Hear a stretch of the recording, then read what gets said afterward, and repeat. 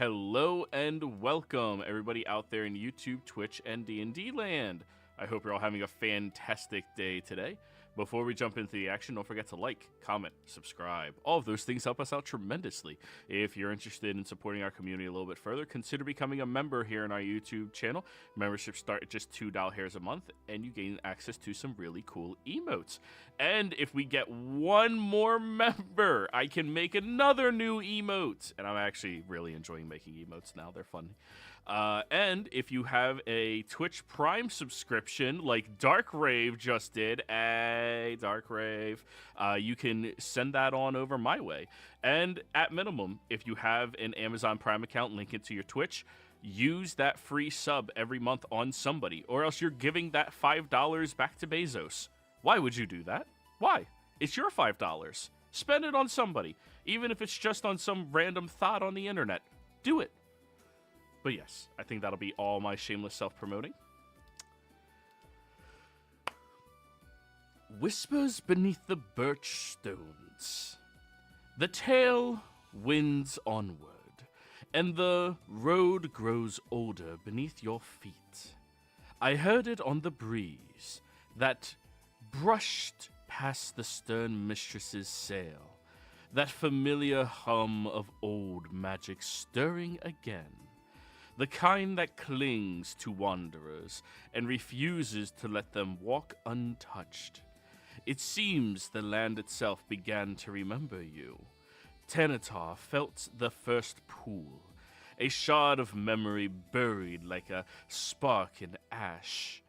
2 years old and coated in the dust of forgotten places.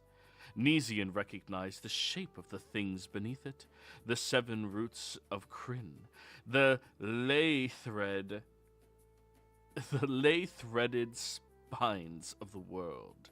But Advar, Advar, knew them not as lines or theory, but as paths, as truths his blood had always whispered, but never spoken aloud.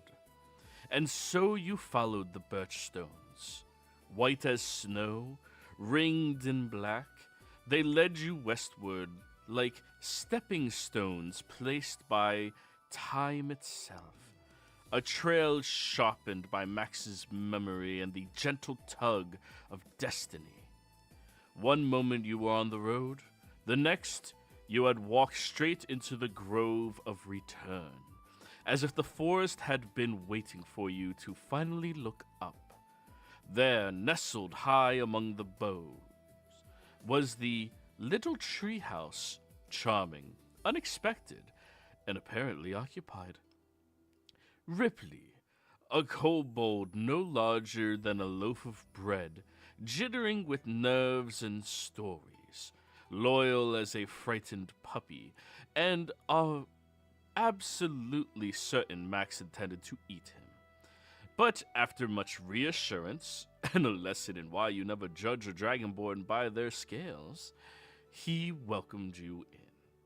Blood stained the old boards, a handprint marked the stove, lily thorn bush's last message, hidden not in ink, but in instinct.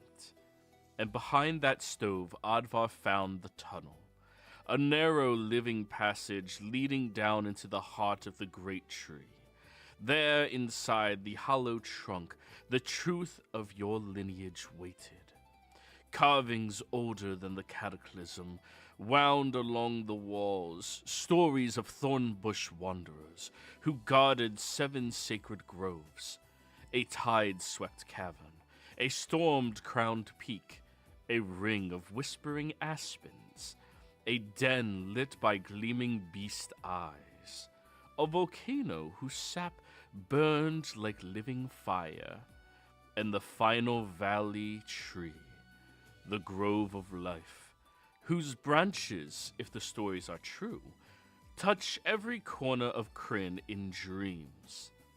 Advar traced the carvings, and the tree seemed to exhale at being remembered. But outside, something else stirred. Nameless stood at the tree line, speaking to an unseen or ageless stood at the tree line, speaking to an unseen presence, and the shadows behind him twisted. Not natural shadows, no. These were constructs made by a magic that digs into a man's soul and hollows out from the inside. They attacked with the elegance of nightmares, but you fought and you won. And the groves breathed easy for the first time in a year. You returned ageless to his home, as much as any candor can truly be contained, and Ripley scampered after you with the devotion of a creature who has finally found a pack. The mayor bought your goods. Bram the Tinkerer broke Nesian's pistol. Good intentions can be lethal, and in compensation provided a grenade that, well, I wish him luck. Now speculation spreads across your map like ink in water.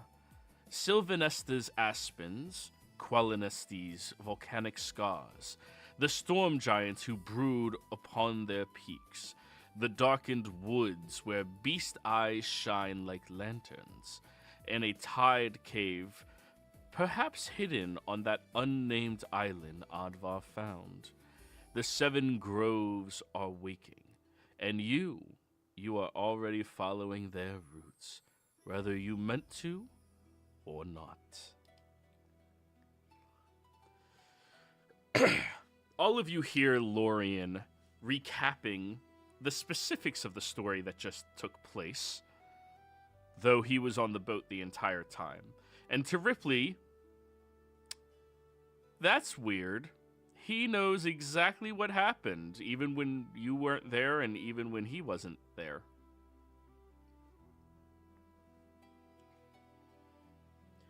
Lorien's recaps are canon in character.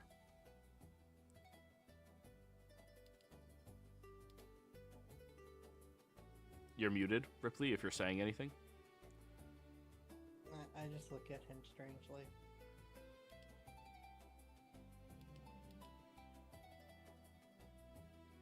You'll have to excuse him. He does that repeatedly. I've given up figuring out how he always knows what's going on. A true bard knows every story, Nesian. Yeah.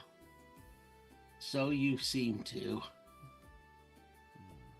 However, if your next destination is Starport, I regret to inform you all that I may be pacing my own journey from that location. Further down south, I'm not too fond of those lands and the stories that are told there.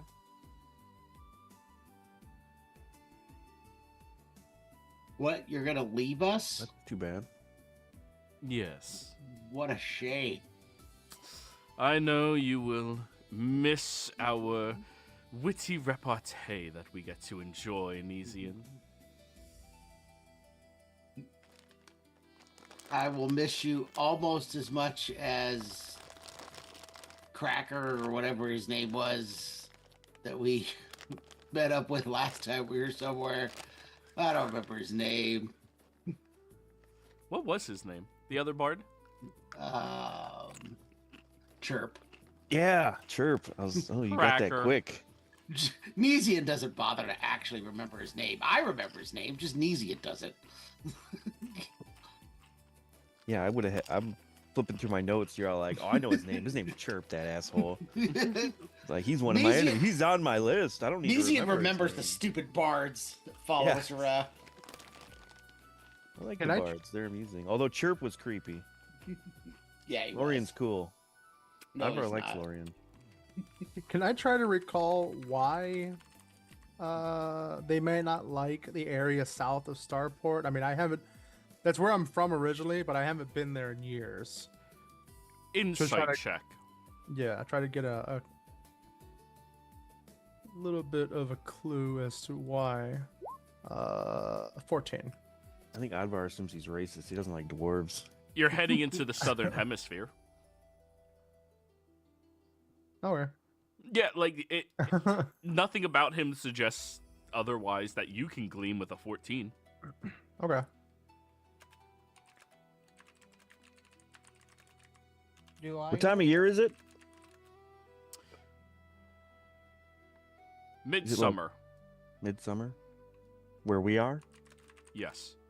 As someone who has traveled a little bit, do I know a reason why folks don't like going south? Sure, roll me a insight check.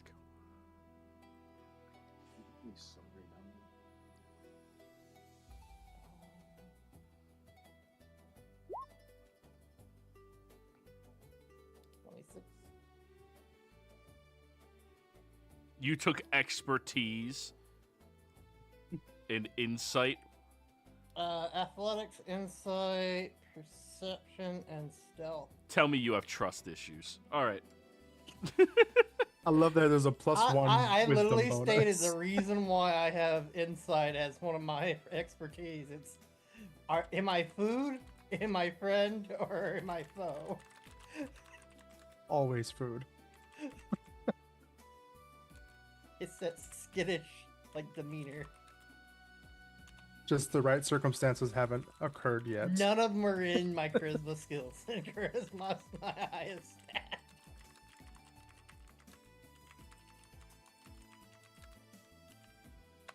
Ripley, I whispered to you the only thing you can glean.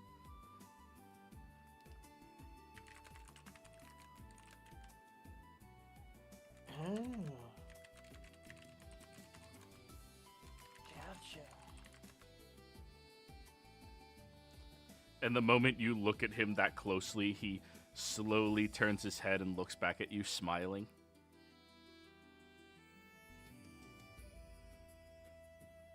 Yeah, I trust you less now. But okay. You do you. The sooner you're off the ship, the better. All right. Well, Lorian, it's been good traveling with you. Take care. I'm gonna shake his hand. Try to steal one of his cufflinks. Oh, sleight Or of hand. a button or like something on his cuff. Go for it.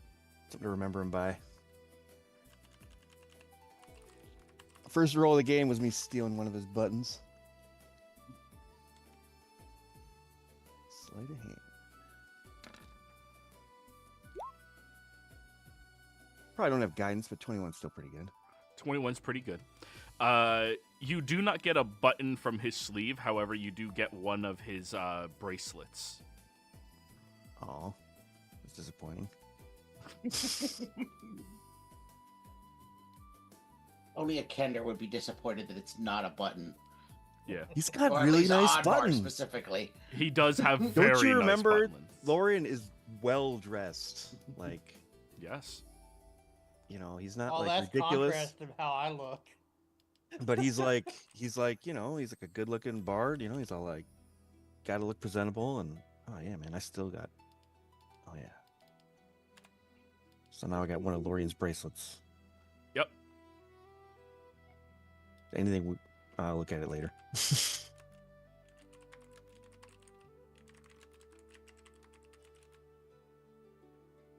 So, are you getting off at Starport?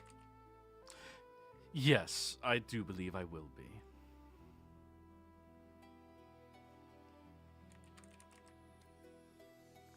But do not worry.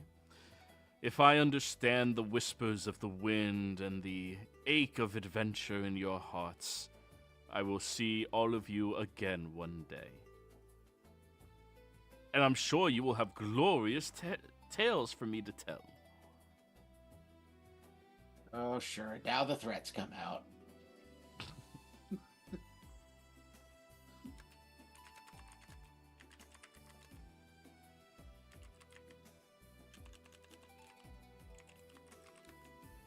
All right, well, I'm going downstairs. Bye, Lorian. Goodbye. Sure, somebody will miss him.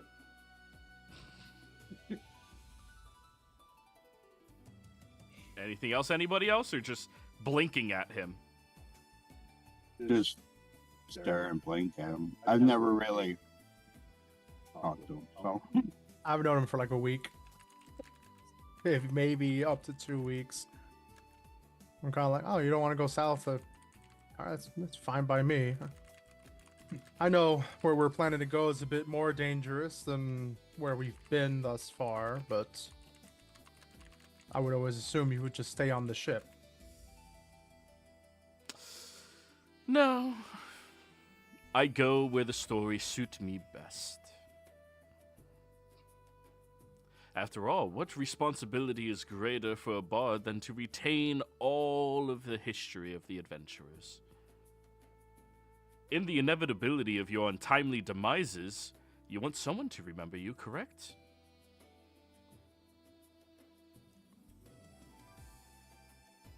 Someone remembering me is not a very big concern of mine, but now that you mentioned having so much knowledge of stories and such, before you leave us when we arrive in Starport, do you happen to have any information about these groves that we're looking at? We're looking for stories that you've heard yourself that have just been irrelevant until now? Roll me persuasion. I'm great at that. Oh, I'm not too bad. +2 is not too bad. That is a 9. 9. Perhaps if Nesian was the one asking, a true friend, I would endeavor to answer. Understood.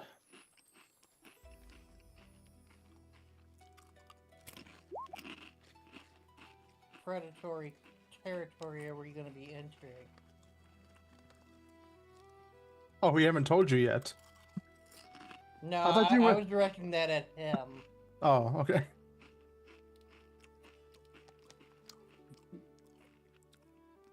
You'll be at the Strait of Shall See.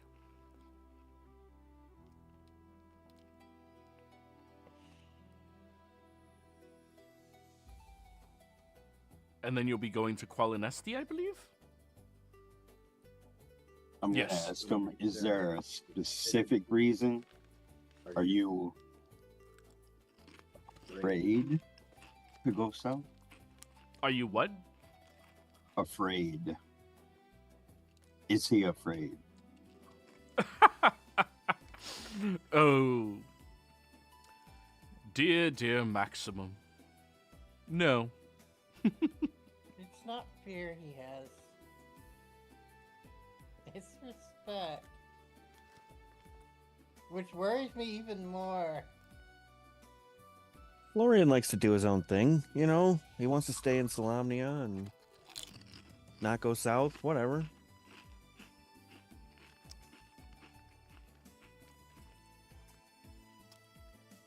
Well, I mean, you're gonna turn around and he's just gonna be there one day anyway, so I don't really worry too much about what he says he's doing.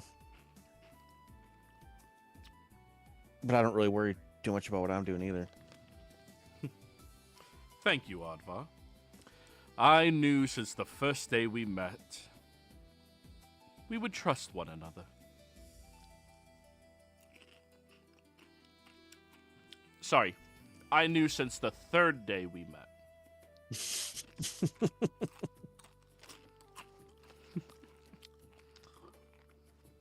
Well, you've never given me any reason not to trust you.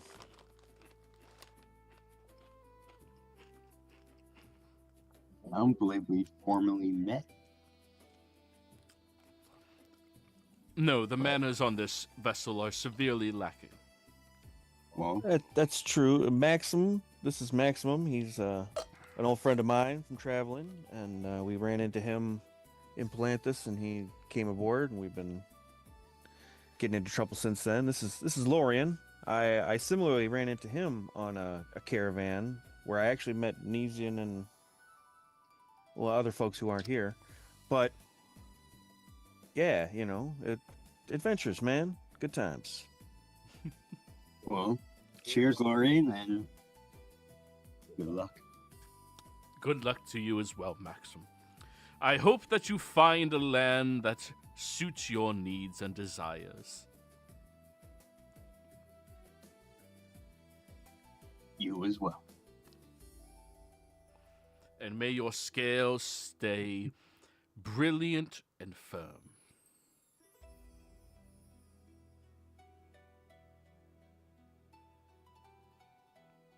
He'll pat you on the shoulder, Max. The first person in the party outside of Nesian who has shown you physical affection.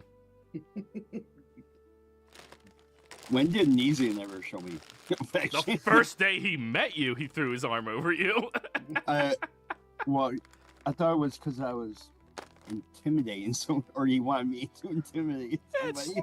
It's still physical affection. It was entirely Congratulations. manipulative, yes, but that doesn't change the fact that Hey, for a Dragonborn, I'll take it. Yeah. and I haven't done it since, but I did do it that one time. Physical affection is very important. Yeah, you're more likely going to get it from the rogues than you are going to get it from Ripley. I don't know. For some people, or for some reason, people kind of keep a few feet away from me. They don't want me like right next to them. I don't know what it is, but yeah.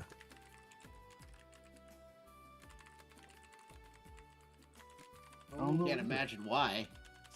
I don't know. People are weird. Germs, maybe. Sure. Or if I sneeze, you might get burned.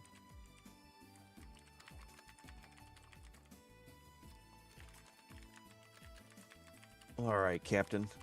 We've made a prosperous journey here. Now, I guess we should make our way, or have we been sailing this whole time? You've been sailing the whole time. Oh, sweet. All right. All right. So, over the next few days, you all go about your typical normal business on top of your vessel.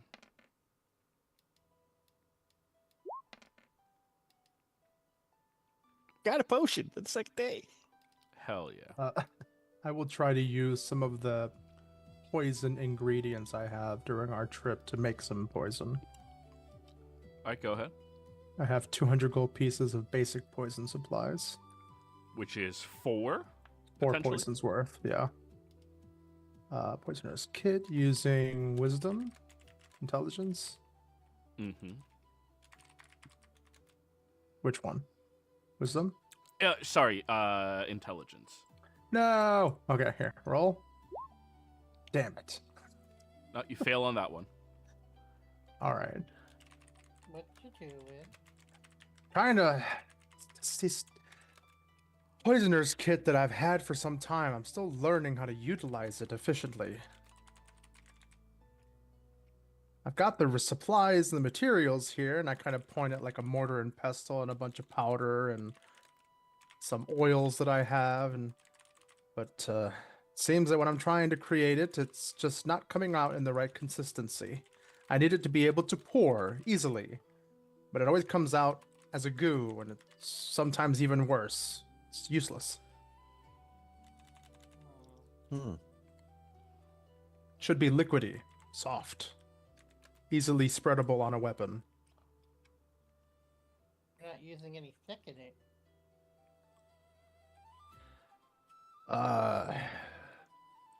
I'm not quite certain. I kind of just follow my gut for the most part when I'm doing this. Maybe you need your sea legs. Are you thinking that it's just that I'm not being careful when I'm pouring the ingredients together, or? I don't know. I mean, it's hard to do No. stuff on a boat. No, it's more like the ingredients you're putting together. None of them are thickening, so it's not very sappy. And you need something that will give it that consistency to be able to be applied to a blade. Otherwise, just pure liquid would just be good for like dosing food, or that's how we put like medicine in people who don't like taking their medicine.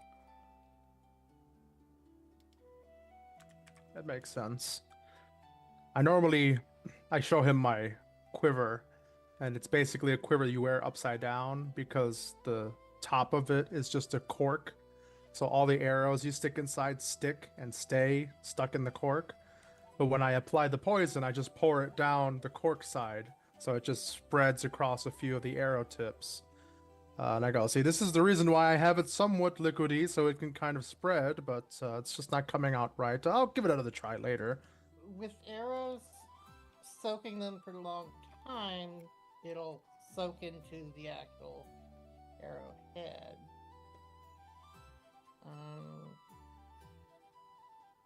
But for other weapons, soaking really doesn't work because they're made of metal. Mm. And Ripley's just going to show you how to, like, thicken things. Do you have And poisoner's proficiency? I have medicine proficiency Okay. and herbalism kit, which is a similar kit to a poisoner's kit. Yeah, so... And I'm planning on giving him a spell. Is why. Okay, cool. Okay. Yeah, can I try again with Ripley assist? Well, let's... No, he distinctly cannot assist you. He knows medicine, not poisoners. Yeah. So I'm showing you an example of how I make, like, quick plot and the agents I use for giving it that, like, sappy texture and whatnot. Okay. And it's kind of like clicking in your mind as the spell takes hold, and you will have enhanced ability. Poisoners. Oh. Alrighty. Could I then try once more? With that, yes. Not by with the way- advantage, but once more. If I fail using these, do I expend the resources? No. Okay. And you know what? We'll throw in a bardic to help you out even more. Okay, thank you. Alright, let's try one more time. Poisoners. Intelligence. I will actually go ahead and use my own lucky this time to try to get that advantage in there as well. Use that feat here. Got that advantage. Intelligence. And then the bardic is a what die? Bardic is applied, I believe, on a failure. Oh, is it specifically only a failure? Okay. Uh, I haven't played a bard in forever. Potentially turning a failure. Okay, so Read the specific wording of it. yeah, when a creature fails a D20 test. There we go. Oh, okay. Oh yeah. I 17 knew is the not bard a as well. failure. Okay. All right, so over the course of that day, congratulations, you made one. Yay! All right. Thank you, Ripley. That was very insightful, and it looks like it's the right consistency now. Well, that'll be Alright. good for your blades. Yeah. I'll go ahead and reduce 50 gold pieces from the total. So I got a 150 left. Thank you.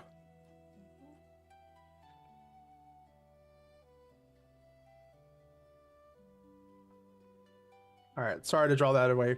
No, well, you have a second day of trying. Okay. And then you'll still have the spell and bardic. I can try again. You mean? You can try once per day. So if Okay. he gives you the spell again, you can try it again. Okay. Okay. Because it's 2 days of traveling. Right. Okay. So are you giving him the shit again? Yes. Okay. Okay. Then I'll go through. Let's try one more time. Poisoner's kit, intelligence. I'll use the lucky for the second day. But you already get advantage from me. Oh, okay. Yeah. 24. Enhanced ability. Really good. Oh, that's right. Because you're doing it the first time, not Mm-hmm. the first time. Just gave me the second opportunity to attempt it. Yes. Alright. 24. You successfully created 2 basic poisons. Yay! Alrighty. I have 100 gold pieces of poison ingredients left. Would you like one of these? You've been helping me out with creating them. I see that you have. What do you have as a weapon, by the way, Ripley? I have a branch. Hey, would you prefer something a little more sturdy, perhaps? I pull out a. Actually, let me see here. I have daggers, but I also have a rapier Would that you I like just. to see how sturdy my stick is? Sure. I point at the barrel and see. Are we just done with phrasing? That's okay. I didn't want to make it weird. I was But yeah. hoping that it would just go. So you point at the barrel, you said? Yeah, like let's see. Yeah, I'm just gonna hit it with my shillelagh. Go for it.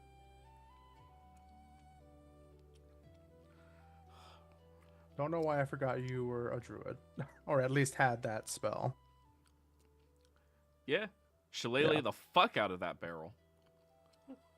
Never mind. It seems As like you- that stick is pretty good. Destroy the fucking barrel. You hear the captain from up deck. I swear to God, Kobold, if you destroy any of my property, I will throw you in the ocean. Sorry, Captain, my fault. I asked him to demonstrate his abilities with this staff that he has. We're taking gold from your coffers to pay for that barrel. I look at the barrel. What can I guess how expensive the contents of that barrel was? Was like pickles or something? Fresh water.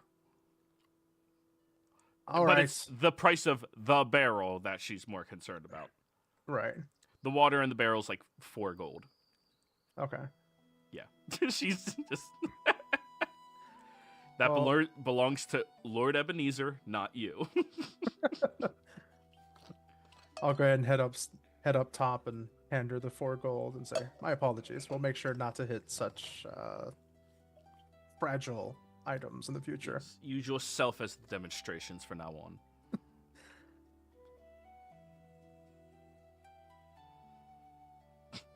One, two, three, I thought he was four. gonna let me hit him with a stick. I didn't want you to He hit wanted me. hit the barrel. I didn't want you to hit me. I was like, hit that thing. I don't know. All right.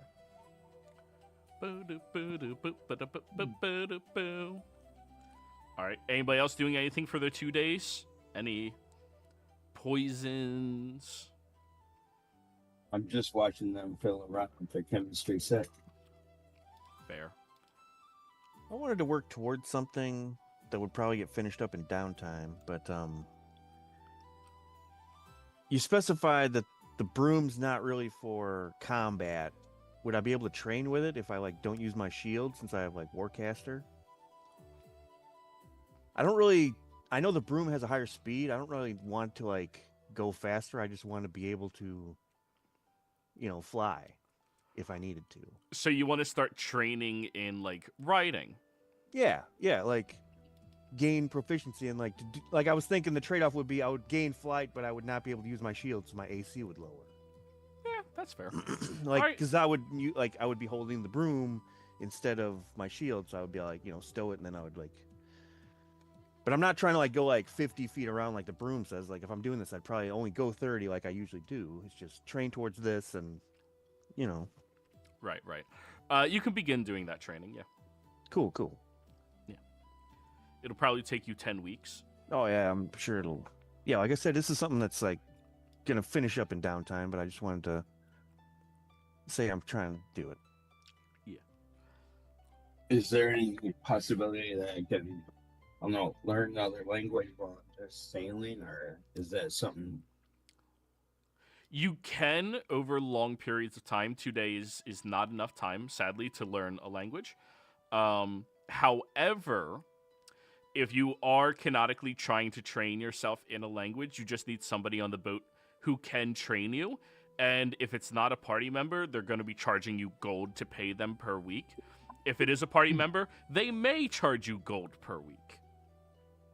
So what language are you trying to be training in? Because you guys are going to be time jumping a lot, so. No, I was just wondering. I still have to think and go through the, Rolodex here. All right, so we'll just make it so you're occupied on your journeying. Your total time spent on the waters, going from port to port to port to port, is going to be 2 weeks. And is that enough time to learn, or at least It's start? 10 minus your intelligence modifier, so the little number. 10. Okay. So I think your intelligence modifier is like, what, 1?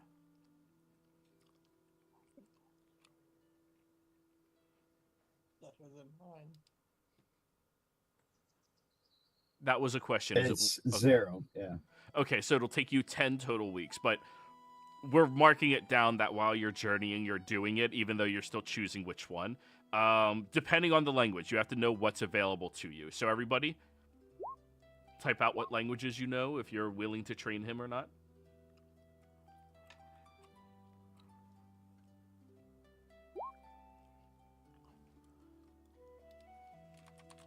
I'm pretty sure he knows the 2 languages I know.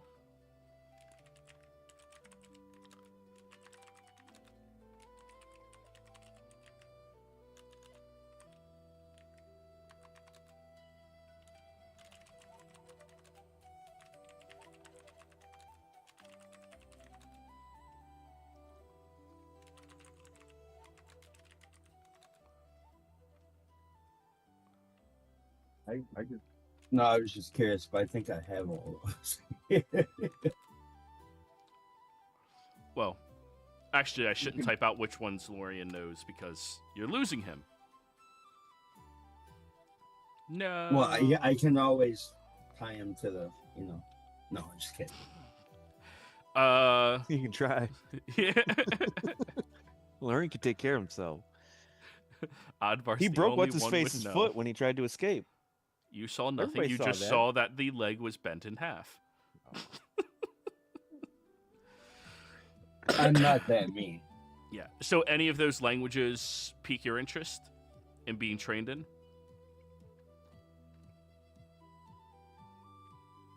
One second.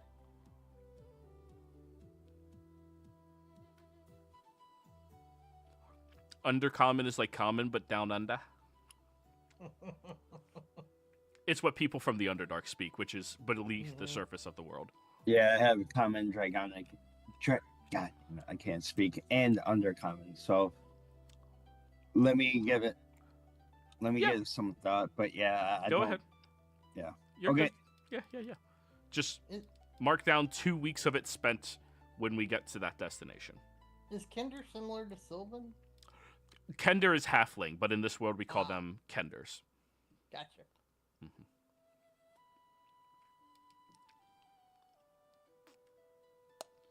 If anything, their language is probably rooted in primordial. Alrighty. So, after a couple of days of journeying, you begin to feel the sea begins to alleviate, as if exhaling a deep breath of acceptance for your voyage coming into it.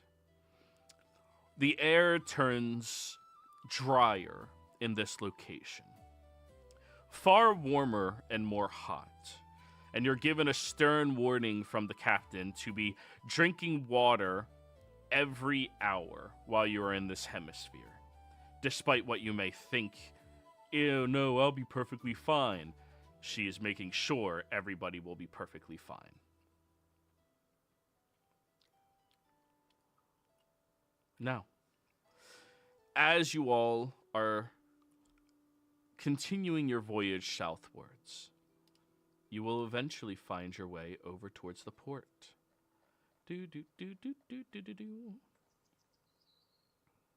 Nope, that's the wrong one.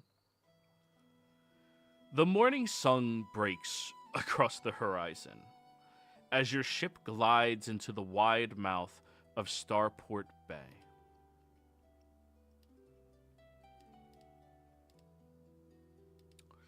The air tastes of salt and clean wind, a welcome change after days at sea.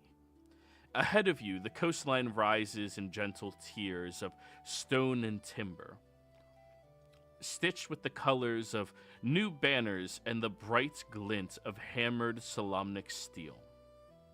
Starport itself comes into view slowly. First, the lighthouse, still half ruined from dragonfire. Its scaffolding wrapped like a band-aid around the old stone tower. Then the harbor walls, rebuilt in places, patched in others, but standing firm again. And finally, the city beyond, alive with movement. Ships of all sizes bob along the crowded docks, their sails snapping in the breeze. Sea traders unload crates alongside tinkerers, dwarven salvagers and refugees carrying the last remnants of their homes in a travel-worn bundles. Children chase gulls along the planks. A pair of knights oversee the wharf, their polished armor catching the sunlight like beacons. These are Solamnic knights. The policing force of this entire territory. From the deck of your ship, you can hear laughter.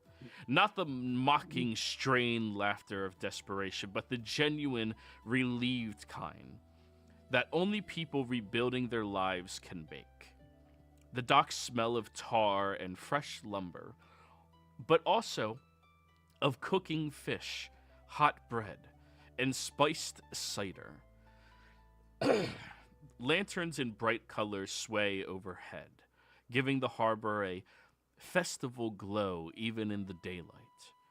Workers shout greetings to one another as they haul rope and repair hulls. The city feels alive, healing, trying. As your ship draws closer, dockhands wave you in, pointing you towards an open berth at the Brine Walk docks.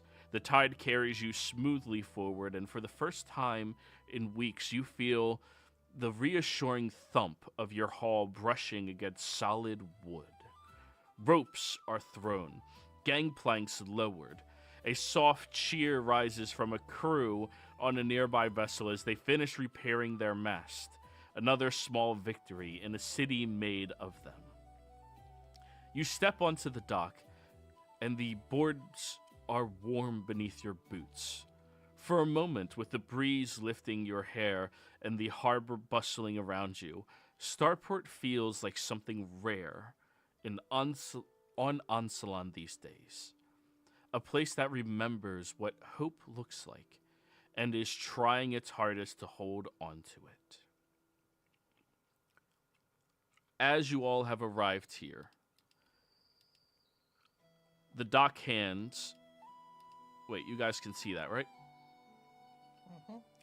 Yep. Image. That's dope. Yeah. The dock hands begin to move themselves onto your plank and begin helping you all disembark. Hello, do you all have any cargo you need to unload? We've been anticipating the stern mistress for a little over a few days now.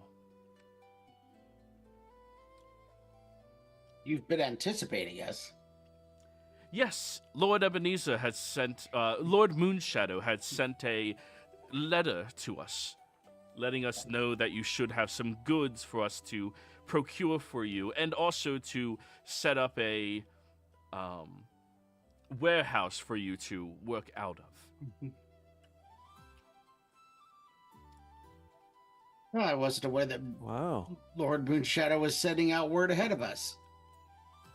Well, yes, of course. Very diligent as well. He also said to thank Lorien for informing him. Lorien begins stepping off the vessel, patting you on the shoulder, Nesian. That's why he was getting out the boat. Everybody our business. I don't think we have any goods, because I think we sold it all at the last port. Yeah, kind of. Well, You give the Kendras everything? We sold them everything. They had enough money for everything. Yeah, we didn't give them Even anything. not gunpowder, but black powder. No, Well, we you kept those. you guys sold the generic shit that was filling up your ship. Yeah. Oh, Okay. you guys aren't selling anything? We made. We were. Go ahead. He's odd. We actually had a very prosperous stop off in. Was it Kendermore or Kenderholm? I can't remember. Kenderholm. In Kenderholm, and Everyone begins laughing loudly when you say that. Well, that's probably why they had the money to buy all our stuff.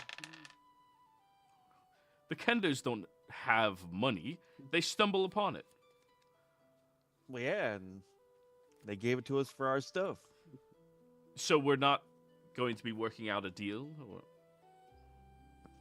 Well, we're still, wheeling and dealing. Nesian, I believe this is your forte. Yeah. I'll whisper to Nesian real quick through my mask, of course, and say, "Don't we still have some of that gold? Did we give the cursed gold to the Kender? What were we planning to do with all that?" I don't think we took any of that out, did we? I thought we did. I wasn't think paying we left the attention. ore. We left it after we got sucked down. Oh, well, forget that then. Yeah, I think we loaded up on Kraken bits and we left all the ore behind. Yeah, we might go back, but yeah, we had enough of other things. Right. We I wasn't paying don't- attention. Yeah, we don't have any trade, anything for immediate trade. We just had too good of an opportunity to pass up. But we would still like to discuss long-term trade plans with Palanthus. We're more of a scouting expedition than an actual trading vessel.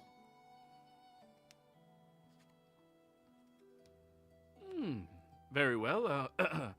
I suppose you all need to, Right, well, you have this warehouse to work out of nonetheless. Would you like me to show you over towards it? Yes, please. Very well. And he walks along the... Yeah? Just to clarify, so the whole trading thing sort of is Palanthus exports finished goods, so we need to procure raw materials. Was that what I recalled? Yeah, that's Yeah. mostly what we were Yeah, talking. okay. The Palanthus wants to be a city of finished goods. So 'cause they don't have a lot of raw materials in their area. So we do actually have some foodstuffs we can sell. We have 10 barrels of salted fish we picked up in where was that, Gall Bluff? Mm-hmm. hmm Because I'm assuming we're not trading the scales. No, I mean we were going to use those. For Yeah, an armor. which is fine. And they're mostly interested in finished things anyways. They have plenty of resources, but they don't have laborers to work on things. So, out of character, Lorian sent this out when you guys were last on this continent, Mhm. Oh, which was when Okay. you guys were in the caves and shit. So, he was like, yeah, they're going to find shit. And just, and we Let 'em didn't know. find anything. Oh, we did find stuff. you found a But lot, and we- then you gave it to the Kenders. Yeah. Yep. Thanatar is completely fine with selling all the salted fish. He has had it up to here with fish. He was surviving on fish before he even met you guys. He's like, finally, let's get the hell off this ship. Oh, wait, you guys are leaving the city? Shit. What kind of goods do they want to purchase here? Finished goods that help them rebuild their society. So timber, polished stone, block stones, paints, what do you call that? Cloths, things like that. Well, maybe Ebenezer is equally hired tradesmen to get supplies from the countryside to Oh. start shipping out. Oh, he is. Yeah. Yeah, so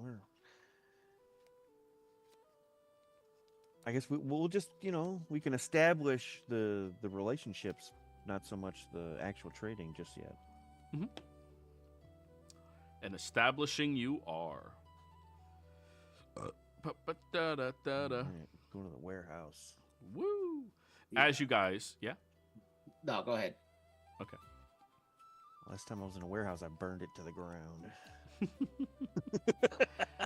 As you guys are traveling out towards the warehouse, You see the city is, well, compared to everywhere else you've been thus far, thriving.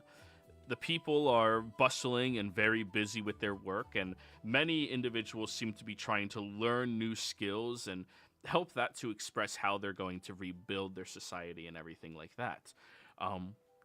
You do notice the Solamnian Guard, the knights that occupy this city currently, are all hyper vigilant for anything transpiring. And you even notice that there's some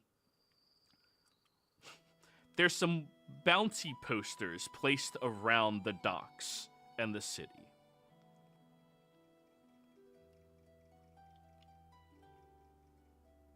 Anyone I recognize?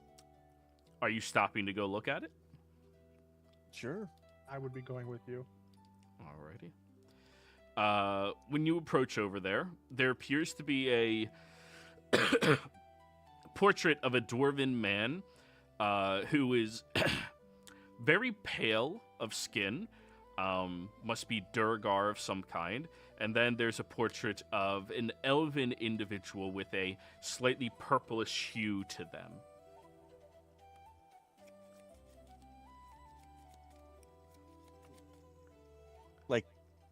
Like separate people, or they're saying like these people travel together? They're both on the same wanted poster. Okay, so it's Yeah. it's a pale dwarf, possibly Durgar, and a purple tinged elf. Yes. Which is a deep elf. What do you call those things? Dark Elf. Drow. A drow? Drow, yeah. I didn't know they had the same name in this game. Yeah, I mean, who knows? As you're looking at it, the man escorting you all walks over and goes, yes. We've been having a little bit of an issue with the underfolk beginning to resurface. And, well, if you come across any of them, we are offering 120 gold bounty on each one if you bring them in alive. Only 80 if you bring them in dead. Are you, well, Wait. are you imprisoning them or are you sending them back? Have they been just coming into the city unwanted, or? He shrugs. I don't know. But, it can't be good if any of the underdwellers are trying to resurface. So it's non-specific. You're not looking for anyone in particular. No. Oh, so these are just Durgar and Drows. That's what they look like. Okay, All right. it's just Thought it's I not was even looking anybody for specific. It's just a A couple doodle. of guys. Like, no, it's just any of these types. Fucking asshole. Are there any distinguishing marks on the wanted poster? No, it's literally as generic a Drow Racism. and Durgar you can have. Distinguishing marks. Gotcha. You see the Yes. if you see elf but darker, or dwarf but extra under. then- It's racial profiling, the mini game. Yes.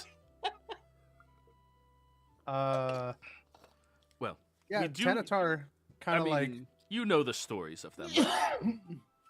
Tanatar kind of tugs up his hood a little bit more, adjusts it, and goes, "We'll keep an eye out." You're gonna take the flyer from in front of the guy? Well, I gotta have something to reference whenever I bring them in. All right, just rip it down. He looks at you, tilting his head. What are you doing? So I can remember when I find someone that matches this description. Ah, understood, yes. He nods and just keeps going about business.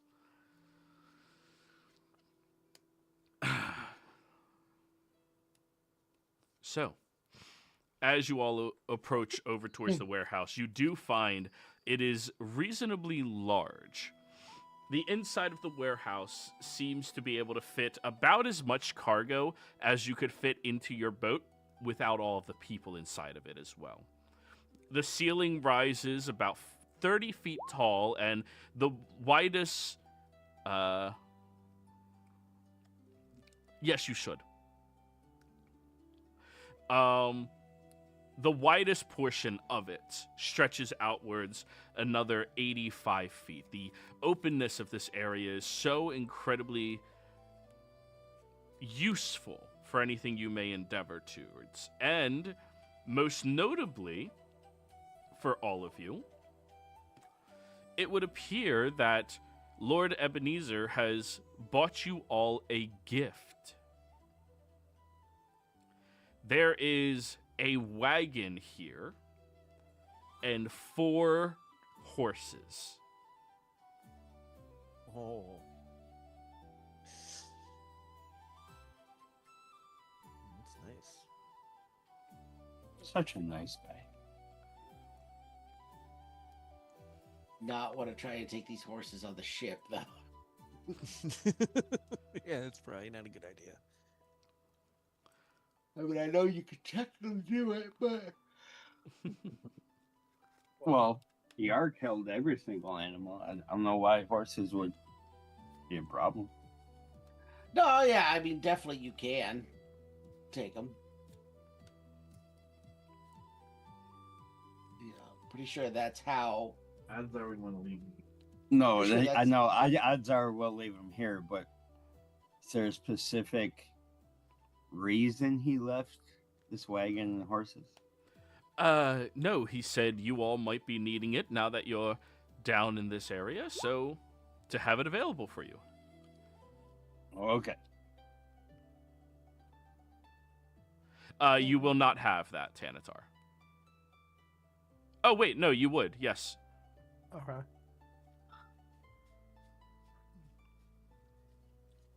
Wouldn't hurt to have, especially since we plan on traveling on land for quite a bit. Once we reach the 3rd port in our journey.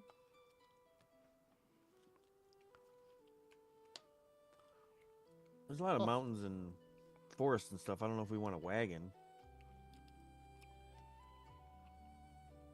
I mean, the horses might not be that bad, but So, for the last track of your journey, the horses would be able to get you through that area. Where you are heading has these mystical, magical features called roads. Not buying it. But yeah, Newport does have roads that can get you to places. It's just, if you want them, you have them. Ebenezer's been making stupid money. nice. I say we accept the gift and take them. Never look a gift horse in the mouth. Well, I mean, we Yeah, can leave them true. here in the warehouse. I mean, we don't have to take them with us. Well, then we'd have to pay someone to feed them, Mhm. to care for them. Ebenezer's At that got point, that. you'd just be better off selling them. I'm pretty sure Ebenezer kept that Can kid with him. Ebenezer pay for that too? For the feed and the housing? I mean, Yeah, all of that is paid for here. Just, Oh, yeah. So I mean, it doesn't sound like we have to take them with us if we want. Like, they're just we have a warehouse with horses and wagon at Starport. It's good to know. And it'll make getting goods from the dock to the warehouse easier.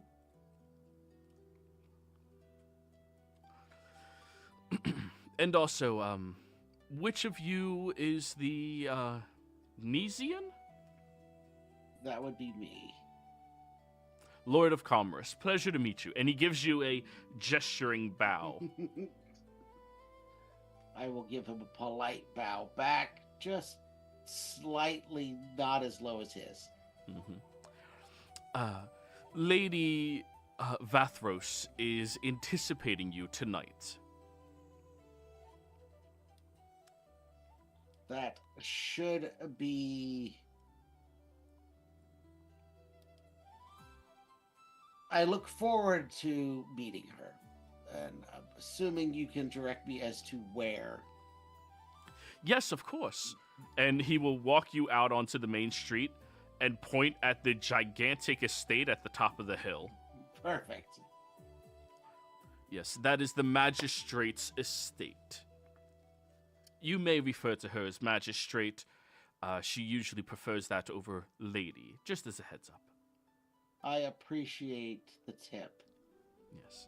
She's not fond of the gender-specific noble terminologies.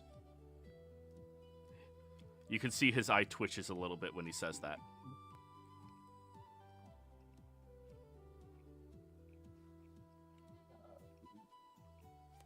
Call her magistrate. I can see that. She prefers to be called by what she's accomplished rather than what she is. It's like he got the stick more than he got the carrot. Oh, this is a fun territory, guys. They're old school. Yeah. And by fun, I mean you get to fuck them up.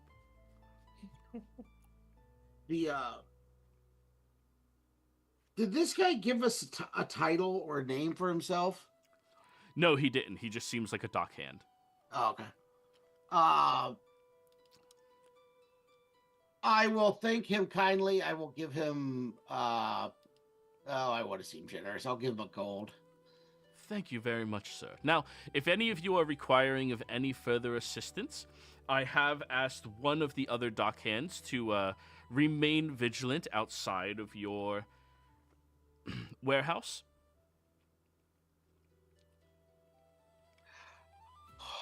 Thank you. I appreciate it. Did the magistrate give a specific time that she wanted? The hour past dusk.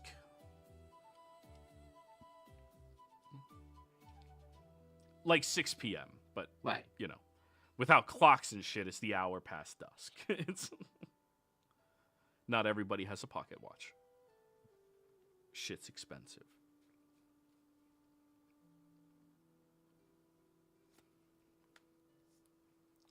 All right. I'll thank him, and I'll direct him out of the warehouse so that we're alone again. Yes, he will leave. Yeah.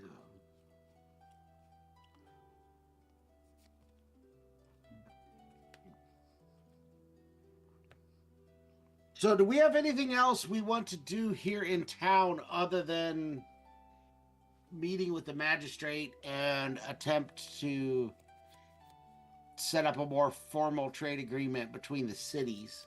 Does anybody else have anything else they want to do here?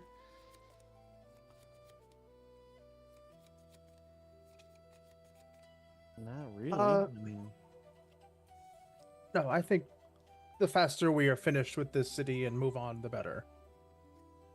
As quickly as possible, if possible. well, I mean, I wanted to maybe ask around if, you know, anyone from my family or anybody else was around here.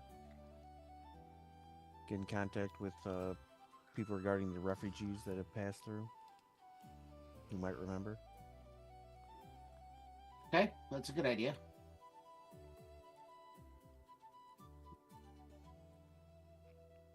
As we were going around, coming from the docks to the warehouse, how often did we see those flyers? Or was it just the one that Ripley took? At first, when you disembarked, it was just the one, but the more you moved towards the city true, away from the docks, you started seeing it every few blocks. 2 to 3. And obviously, there's more streets than just what this portrait has. This is just general vibe. Yeah. It's not to scale. No. Can I roll an insight to see if I'm just trying to get an impression. When he told me that the magistrate was expecting me tonight, was he saying specifically me or us? Because he was addressing me as the Lord of Commerce. So, though that's technically Ebenezer's title. I'm the Chamberlain of Keys, but Oh, I apologize. I keep fucking that up. hey, You are the true Lord of Yes, Commerce. I know. But Bezian needs to make sure that people understand that Ebenezer's in charge, Yes. not Bezian. Demian slip. That was... Yeah, that's fine. No, that's fine. No, I just want to make sure. I'm just trying to figure out whether it was a direct invitation for Ebenezer's direct person or if it was to the group. You can roll insight. God, I wish I was playing a low intelligence character because I would continually accidentally refer to you as the chamber pot of keys. 15. So, you are the one being anticipated. That is not to say you cannot bring your entourage. You are a lord, and you do have business to conduct. As such, if there's a private portion of it, you would have them leave, but... Okay. Yeah. Yeah, all right. That works perfectly. That's what I wanted to know. I wanted to make sure that I couldn't...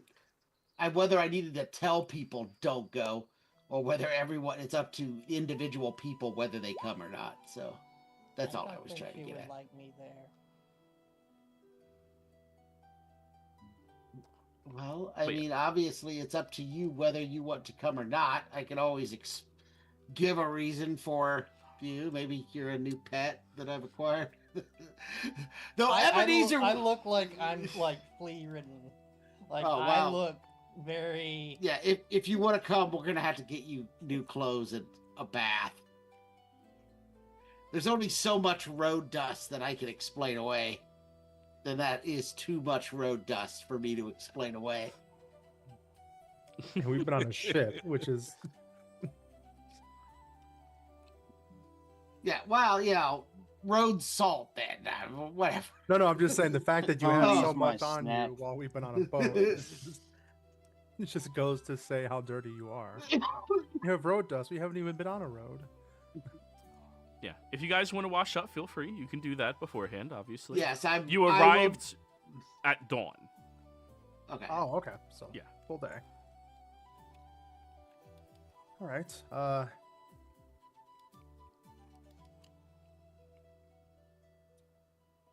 Kanatar's now considering whether he needs to bathe and stuff first before we go, because now he's like, okay, I don't have to do this and then that again, and then. All right. Well, if we're planning on going to see them tonight, I'm assuming we should all be there.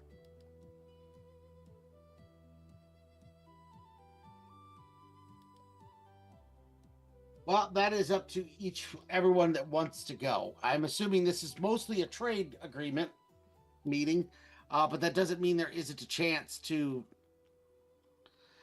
As the magistrate, I have the feeling she keeps pretty firm tabs on important people that have come and gone through the town, so it's possible she may have information about Odvar, the people Odvar have been looking for, or I guess you have been looking for at the same time, Tanatar. Mm-hmm. Well, then I Because- should be there then. Though everyone that wants to come should at least take a bath. All right. Okay. So I will have to do that again then afterwards. Yeah. Ripley, I will buy you an outfit. I'm sure there's children's stores I don't here. know if Ripley has gold or not. I but look worse. than the based upon refugee. based upon how you're dressed, I'm assuming Nesian's assuming Ripley is broke and can't afford to buy new clothes. So Nesian's not racist; he's classist. So- And I just burn all the stuff off myself. you get that fresh, smoky smell. You're You just- resistant, not immune. So Slow we're gonna roasted. head to the river. Oh no, not the river. We'll There go should to a, be We'll go to a bathhouse. right. Hopefully they have some secluded stalls. I'll specifically look for one and ask. Do you have any secluded stalls for some of the more shy visitors? You go over to. All right, so let me first start. The I'm just city is asking a random person, rebuilding. They are rebuilding after all of everything. Yeah. They do not have the laborers yet, but you walk up to the guy appointed to be your concierge across the street, and what do you ask him? Do you have bathhouses here? I'm assuming. No. We have Okay. a public well, and if you're in need of a basin, we can bring it to you. I would prefer not to use the public well. Is there a Uh, tavern or someplace that? There is a tavern, but In all honesty, unless you bring your own water from the well, it's going to be multiple river? uses old. Yes, there's a river about 2.5 miles outside of the city. We could use the horses. Right. That looks like our best bet. To be So, honest. the way things used to work back then, if you didn't have plumbing, you would take water from the well, go And to then your give yourself a basin, sponge and bath. then sponge bath yourself. Yeah, boil it in a pot for like an hour, and then Yeah. I just expected there would be a tavern where I could pay for someone else to do that for me. Yes, you would expect that. Would you like me to do it for you? Well, Mr. get- Concierge of the well, keys over here. get some water. Get some water, and then I'll light it on fire. Sanitize it, and then we can all bathe. Hell yeah. yeah. All right.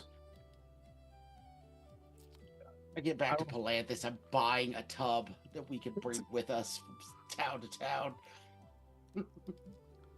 A portable tub, and just like Yeah. here, set it down. Fill this with water. They call those portable holes. Mesian has never missed his add magic more than this moment because he does not have prestidigitation anymore.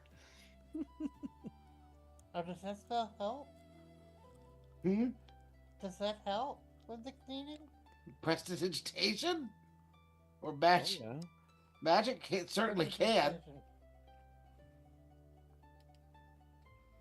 You can clean just about anything with prestidigitation. It's one of the reasons that they teach it to young mages as a training spell, so that they can clean the tower for them. Yeah. You I just see can- Ripley like flick his stick a bunch of times, and then Smack That's it how against it himself, works. and it's just cleaned. Well, we have no reason to visit the bath then. Please tell me you hit people with a stick just to clean them with it. Yes. It's just like you're beating a rug for the dust. It does like a foot I thought it square was radius, only useful for right? clearing tracks from the army. Well, Yeah, I'm 1 glad cubic you've foot. learned a new trick. Hey, I have 8 intelligence. Alright, well, start beating everyone, and So all of you stand there in the middle of the streets as a little kobold starts slapping you on the ass and the back and the legs with his stick, beating the dirt off of you. No, I don't need him to do that. I have prestidigitation. All right, you I do wanted it to take your a damn bath. self. Why are you talking about baths then? I would have rather taken a bath too, but I'm not gonna bring my own water. That's just Well, you had Weird. your concierge volunteer to do it for you. Yeah. Would you like me to do it? yeah. Go ahead and bring us a basin and some water. Okay. Yeah, and then I'll sanitize it, and so it's nice and warm and not filthy. Of course, of course. And so who here is accepting getting beaten by the kobold? I'll accept that too, but I'm also going to take a bath. Okay. Question. Yeah? Would prestidigitation remove what I currently have? Yes. Yeah, I think it would. I'm gonna Yeah. have to go with the basin. Okay. Though it would be more convenient, I might as well take it the rest of the way. I'm gonna have to reapply it anyways. So, after about an hour and a half of this one man going back and forth between the public well, heating up the water, bathing Mesian, Tanatar insisting on bathing himself, and everyone else getting your sponge baths by this dockhand. At the end of it, he takes the last basin of dirtied water and starts dragging it away. Are you tipping the man who just Yes. had to I- clean I- your nethers? I will give him 5 gold. I am as well, also giving him 5 gold, unaware of the 5 that Neezy has given him. So you do it as you're telling him, no, you don't have to do this. I got it. Just push him away. You don't want me I'll to get you back? Like, no, get out. Here's give 5 him gold. 3. Go away. Oh, dude, this guy is fucking giddy. He starts screaming happily, I'm gonna buy a hut! He's gonna retire. 4 Gave him walls like this 3 time. years worth of fucking Yeah! wages. 13 gold, that's so much money. He can invest in a boat. That's Well, definitely we got not him a is scam. stabbed after he leaves here, and they robbed. You know what? He's going to get a timeshare on one of these boating vessels, and he's going to be able to have it for like 2 months out of the year. Yeah, I'll give him 3. Very kind of you all. So, I can't I remember. gotta It's reroll been my a thing. very long time since I've taken a bath, so I will re-roll. you can't remember what?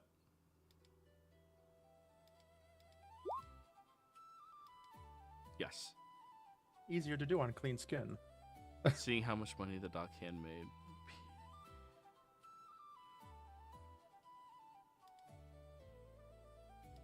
What can't you remember, Nesian? the last time Nesian would have had the opportunity to take a bath. Because he wouldn't have done it in Gall Bluff. He didn't trust any of those bastards, which means it was probably Polathis. So I you guys haven't cleaned remember yourself since I met you. Me and Odvar got a bath and we were sucked in the whirlpool of death. That's Yeah. not so much as a bath as a drowning. Got the job done. He smelled less after that. I took a bath in the pond in the grove. Oh That's yeah, true. that's right. Some of yeah. us scrubbed ourselves off in that little puddle. Yeah, and subjected that squirrel to natural healing. Natural selection. Get out of here. Poor little squirrel. Just bathing its leg. Alrighty. So, after some time doing that, Odvar, you said you wanted to ask around town for anybody that might know your family? Yeah, or like groups of Kender moving through. They said, you know, there's a small percentage of refugees are Kender.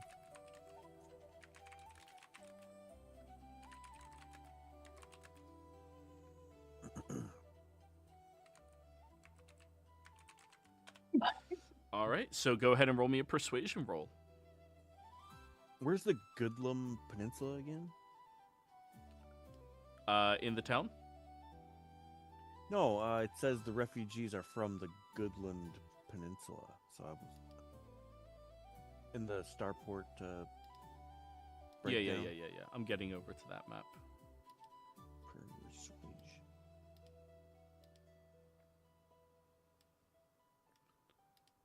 Goodlet's got to be somewhere in Somalia because that's where all the Luns are. Yeah, that's what I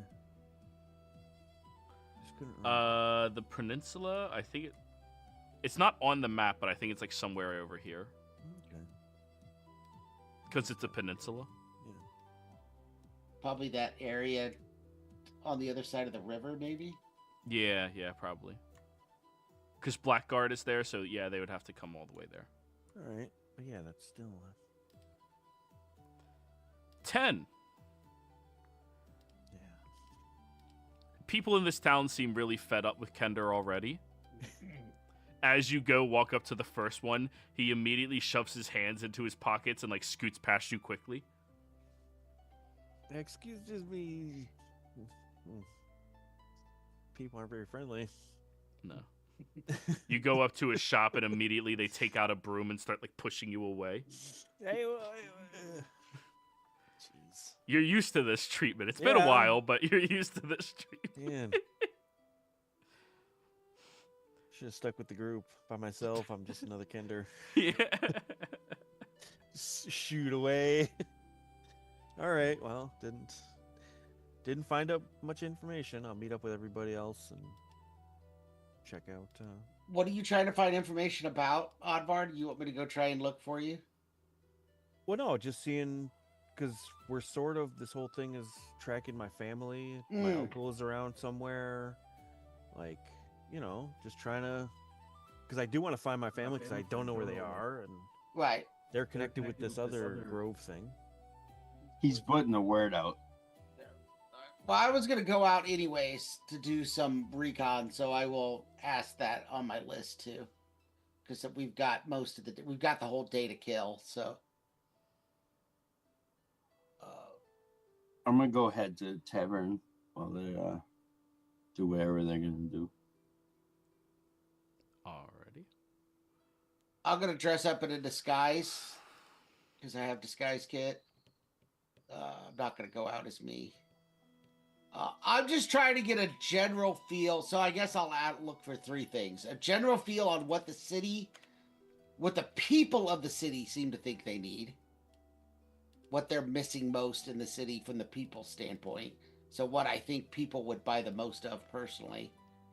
What anybody thinks about Lady Varathos, what just the general consensus of her. Magistrate Philothos.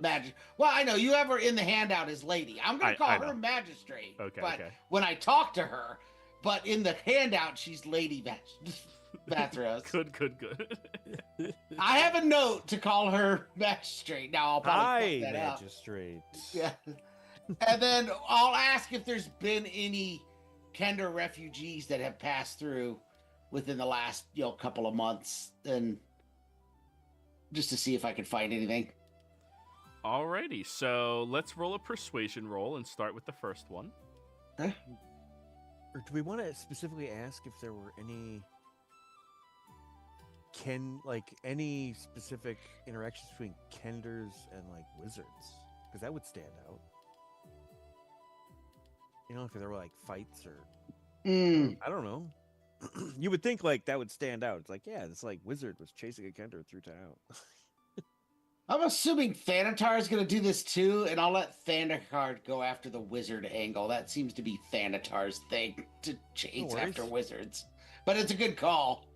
I'll be doing that and also investigating a bit on the current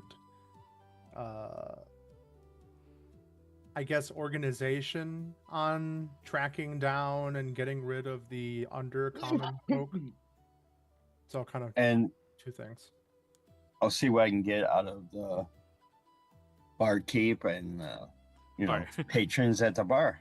Sorry, guys, I have to do this one at a time because I just got asked 4 different questions to ask NPCs. Starting with Tim's, he rolled. All right, starting with yours, 17, and this was for the first question you asked, which was, what do the people think they need? Yes. Okay. What kind of goods do I think the people would be willing to spend the most on? Breweries. They want liquor. All right, yes. That's good to know. The people as a whole, the town is nearly dry. And they're kind of pissed off at that because it's a lot easier to get through the day when you know at nighttime you can drink yourself to sleep. But that's mostly what the people think that they need. There are some other people that are more practical in nature that seem to really want some solid mason work here. They're rebuilding the majority of their buildings completely out of wood, which is fine. But this being a coastal town means wood gets knocked over really fucking easily when the hurricanes start rolling in. Okay. Yeah. Doesn't the salt eat away at that too? Doesn't the salt? Yeah, the salt will eat away at it too. But they want more solid mason work here. Gotcha. The guys that are a little older, not the 20-something-year-old being like, why can't I go out drinking? How will I meet my wife? At the whorehouse. There's no alcohol. You can't go to the whorehouse. I'm pretty sure you don't have to have alcohol to go to the whorehouse. It helps. I'm not saying it doesn't help, and I'm not saying they don't overlap. just saying they're not necessarily mutually exclusive. If not even for the visitors, at least the workers there probably. Yeah. At least you can go there to practice. How to talk to women sober. Oh, this sucks. You mean a dry Not just red talk light to 'em. district? I mean, you have to learn somehow. So that answers your first question. Before we get on to all of the other questions you asked, let's do the first one for Tanatar. What was it again? My first one, I'll go ahead and focus on the wizard. But yeah, to kind of see if there was any. I don't know how recent we're wanting to go because literally we're facing a 2-year-old lead. Basically, if there's been any history in the town of altercations between Kender and mages of any sort. Okay. Go ahead and roll me a persuasion roll on that one. Alrighty, this is normal. No, I'll use my lucky. I have 3 left because I used one this morning for the potion. All right. Advantage. Persuasion. That was whispered. 20. Dirty 20.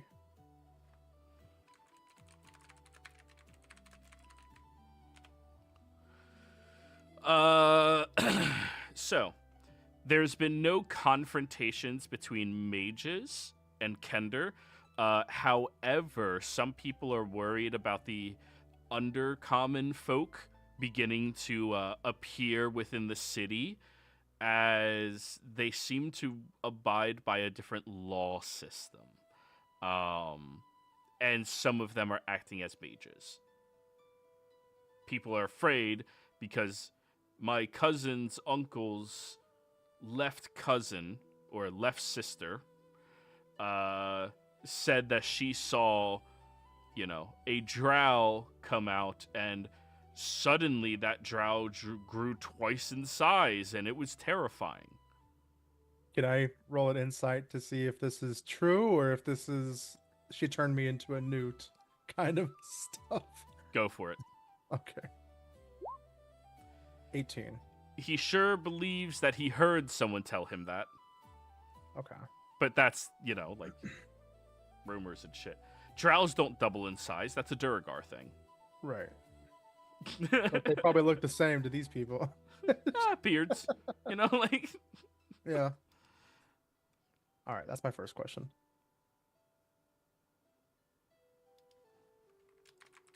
All right, and what was your question, Max?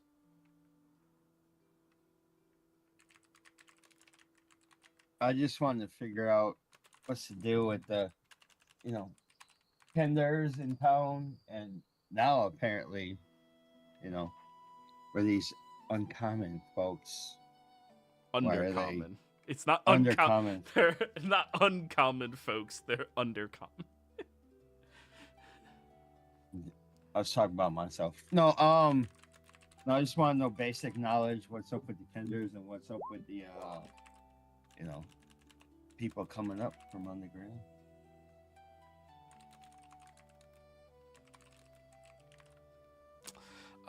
Go ahead and roll me a persuasion roll. Why do you hate rare people? He's a dragonborn, okay? That's 6. A lot of people are apprehensive about answering questions from you since you are a dragonborn and they just got out of a war with the dragons. Understandable. It would appear their racism knows no bounds. You sound crazy. You're just sitting at the bar, and every time somebody sits next to you, you're like, "What's going on with the Kenders, man?" And then they move away. Like, oh no, he's gonna eat all the Kenda. I just might. I might eat them if they don't answer my question. Yeah, no. No, they're not. I'm not going to eat them. Yeah.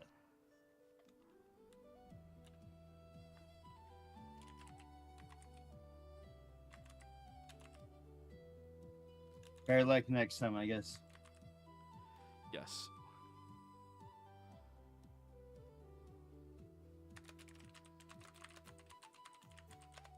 Alrighty. So did somebody else have another question they were going to ask, or can I cycle back to Nesian? Didn't Nesian have one? Nesian had 3. Okay, circling back to Nesian. Nesian, what was your second question? How the people feel about the magistrate. Ah, insight on that one. 19. 19. So, a lot of people here think she shouldn't be in her seat of power because she was only put into this position after her dad died to the dragons when they sieged the port town. She kind of stepped up and moved into that. However, it seems like all of the people that fled the town and ran to hide and, flee, those are the ones that don't want her in that seat of power and don't understand it. But for all of the people who sticked around, they think that she's brave. She fought back against the dragons, even freeing one of the heroes from the cells down beneath the castle, risking her own life in order to free them so that they could fight and fend off against the dragons' forces that were occupying this port.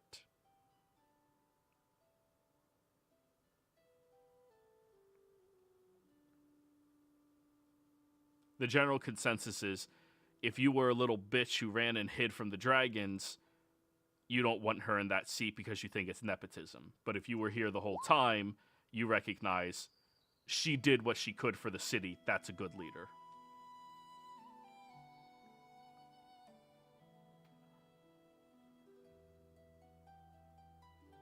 I'd consider it nepotism. The Nepo straight. I like that. It would technically be nepotism because she got the job.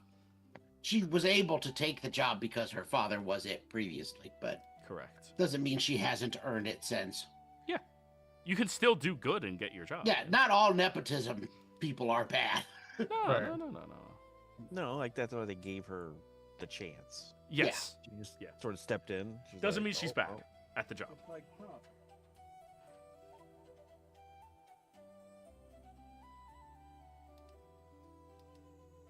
Okay. Tanatar, yes. My second one, I only had 2. My second one was, I'm going to try to use deception for this a bit. I'm going to try to say, so I've heard that there's been a lot of activity against these underfolk, or what do you guys call them here exactly? Well, we've been seeing the flyers up everywhere. I know. I just like the term underfolk. No, I don't. What are you trying to deceive? What? That nothing about that Well- was deceptive. Well, no. Like that. This is building up to it. I'm basically just finding somebody who looks like they have at least some. They're not just like a random person in the street or whatever. Oh, do you want to talk to one of the Salamnian guards? Yeah, there. That'd be perfect. Are you wearing a mask? I am. Are you sure about that? They are the army that fought the dragons. Well, I have symbols of the White Tower. I'm just making sure you're okay with it. Making sure you are aware a Yeah. masked person is walking up to them. Does he have like a little card? He can be like, Yeah, like I have symbolism of the White Tower. I work for them, represent Okay. them. Okay. Oh yeah, I'll try. And if not, I do have that check that I made earlier if needed. Yeah. But I'll come up, and I know it's not an automatic success, but I'll come up and I'll say, excuse me, sorry to bother you. I know you are all very busy currently. I've just arrived in the city and am seeing these flyers up everywhere. You seem you were all having a bit of a problem. Are you all accepting adventurers or anyone who is interested in potentially assisting with this issue? I'm assuming why the flyers are up for that reason. Roll me a persuasion. No, What about you? That you said I'm not was wanting to help them. deceptive? I don't want to help them. Okay. All right. Basically, I'm just trying to figure out what their organization is towards that. If they actually have Go people for it. seeking, Deception. or if they're just. Yeah, use the reverse psychology if you want to use 22. deception. He nods along. There's been a sighting of several of them moving in around this southern reaches of Solamnia. We've been having issues with them starting to take over. The city the territory of Lamesh is now completely ran by servants of the Bright Queen? No. Servants of the Dark Queen. Oh. How far is They've- Lamech from here? It's right over the mountain range. Okay, so the eastern side. Yeah, over the East Okay. Mountains, which is not very far. Okay. There's been a large upbringing or a large resurfacing of many of them into Lamesh and Kaolin. We've even spotted a few of them starting to come further towards Southlands, and we're making sure we are ahead of it. It seems like they are taking a position of global uprising after the war, taking advantage of the people that cannot fend for themselves and taking over these territories. They're even trying to turn our societies matriarchal. Drow society is matriarch. If I recognize they have a magistrate here, it's just like, you guys kind of already have that potentially. I don't say that to him, but I'm like, just give her a different title, I guess. But I know that's not specific. Like, they won't allow men to lead here. It's just circumstantial. Yeah. But I'll say, okay, well, if we happen to encounter any, I'm not sure what the laws are here. Are we permitted to engage and potentially assist with this? I believe there was a notice of payment for assisting, or if we We should. encourage all citizens and people to defend our great cities. Okay. Are there any current organizations Texas. that I could potentially look into to assist with, other than? Are you interested Yourself, in of joining the course. Solamnian Knights? Well, I'm not sure I can make that much of a commitment to stay, but at least for the time that I'm here, if I could find just, if there's a group of citizens perhaps that are taking it upon their own hands to take action. You are the travelers that came in on the Stern Mistress, correct? We will send Correct. word over to your vessel and inform you of any hints we have for you to further assist us. Perfect. Thank you very much. Thank you, sir. And he'll stick his hand out and squeeze, shaking your hand. Yeah, I'll reciprocate and thank him and turn to walk away. Also, you may not want to wear that mask in the city. It is far hotter here than you anticipate. Drink a lot more water than you think. Thank you for the reminder. I'll start to take the mask off just a bit as I turn away from him, so I can at least see under the mask for a moment as I turn. And then after I walk away, get around the corner, I put it back on. Okay, that's good. That's all I wanted to know. So yeah, there's everybody can do whatever the hell they want to these undercommon people. So All right. Ripley, you had a question? Yeah, I wanted to go around the vagrant parts of town Uh-huh. and using food as a tool for building camaraderie with the other vagrants myself.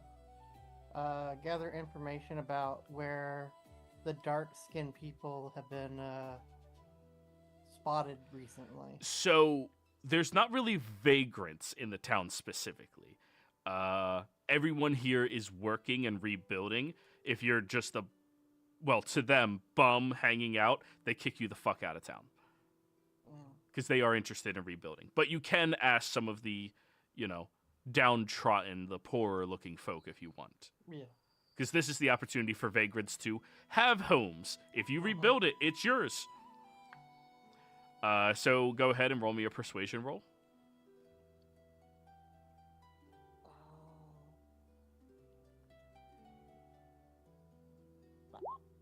19. One of them will answer you. You know, I was walking from uphill the other day because they have apple trees out there. And there appeared to be one inside of the magistrate's building.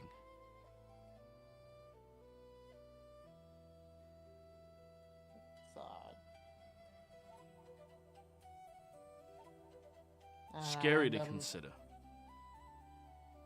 I hand him a good mushroom. Thank you. Give him all the nourishment that he needs for the day. Hell yeah. And I'll give him a couple extra for his family. Very nice. And then All right. I'll scamper around looking for Kanatar. All right. Now, last question. What was it, Nesian? I was also going to look into. I was looking into any stories about what could have been Odvar's family passing through, or other Kenders that were like passing through as a group or refugees or something of the extent. Go ahead and roll me a persuasion. 17.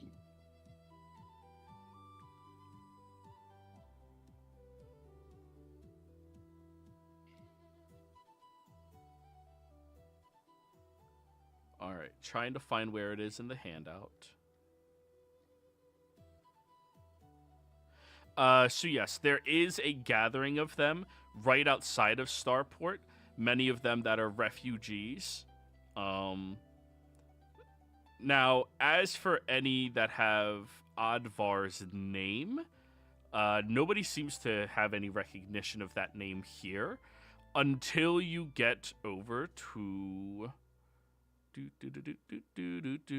the Boiling Star Inn, where old Ma Shane seems to recognize the name. I think I met a man like that some years ago. Maybe 10, 15, maybe more?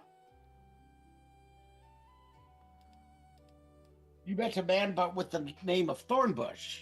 Yes. Yeah. Very 10, strange, even for a Kender. He didn't seem to have slippery fingers. That is weird for a Kender. I know, yeah. But he was still very strange. I remember he requested to stay over there. She points over towards the one booth that has a window seat that overlooks the bay. Every night he would wait patiently to receive that seat specifically. Even if people were occupying it, he had no problem waiting. And when I asked him about it, he said it was because nowhere else can you see the majesty of this beautiful world in the city.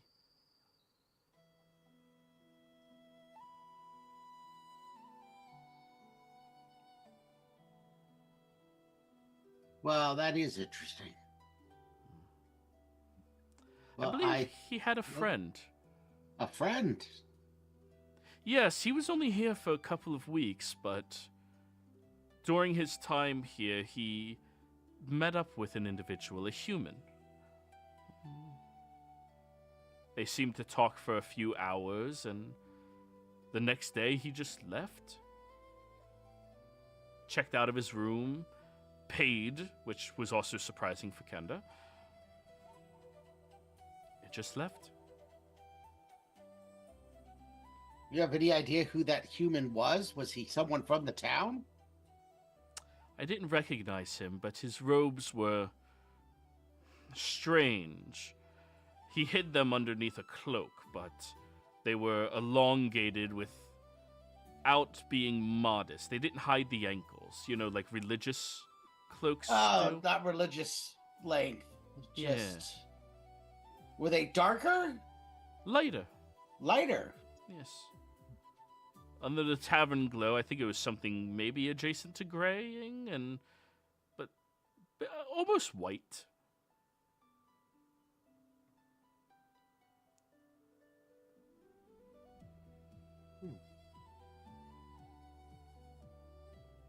Well, thank you so much. I'll buy a drink since I'm here. A drink of water. Oh, it says great ale under this place. Yeah, they before used start to. in. Oh, You ran out. That's why they wanted it. well, I'll buy a glass of water. Sorry, we only have one more cask of ale, and we're saving that for a big celebration. Understandable, understandable. Yeah. And then I'll leave a decent sized tip on my way out. I'll just leave it on the bar. I'm not gonna give it to her specifically. DM, just a quick question. Uh-huh. I don't think anyone else remembers. We have an alchemist jug. Does that make alcohol? A little bit. Do we have an Doesn't make a alchemist lot, jug? but- Yeah. It makes like a couple, maybe a gallon of beer or something like that. I didn't realize we had one of those. Alchemist jug? I don't see that in the compendium. Jug. That's an item. It's uncommon. I think. Alchemy jug, not alchemist. yeah. Or That's... whatever. Hey, it matters for when I search. The compendium isn't smart. It's not an There's AI basic compendium poison yet. in that. No, I'm joking. For beer, Can I- you can make 4 gallons. Yeah, or a That's a gallon lot of wine. beer. I mean, I'm just saying. This is a 4 dry gallons. town. We could make a fucking. we could make it lit. I mean, you know that I don't know if Neeson. We got it like forever ago. I'm just saying I know it because I look at the thing and it's in the bag of holding. I don't know. Well, we should produce a gallon of wine to take with us to dinner tonight. And then tomorrow we can sell 4 gallons of beer on the street. You can bring that up when you meet up with Oddvar. He doesn't really Yeah. think about it. Well, yeah, I gotta come and talk to Oddvar anyways. I was so. just throwing that out there. I was like, you would probably know because like if like fresh water problems, like I'm always like, there's no fucking fresh water problems. I didn't even remember that we had the alchemy jug, so Yeah, I that's didn't good to we had that know. either. Once I run out of poison stuff, I don't think it lasts though. If you make poison, I think it only lasts for it's probably that day, doesn't yeah, it? Maybe. It makes poison too, huh? It probably it's to prevent people from stockpiling like a shit ton of Yeah. everything that it has. But like in a pinch, I don't know. Who knows where we got it? Fucking Duchess probably had it. I mean, I don't even know where it came from. Who needs I 2 think- gallons of mayonnaise? Grog. Even my wife Grog strong. can't drug. go through 2 gallons of mayonnaise. And speaking of your wife, you have to go wake her up, so we're going to Yeah, go I ahead gotta and go go wake on her up. break. Yeah. Yeah. I'm pretty sure a poison is more than 4 ounces.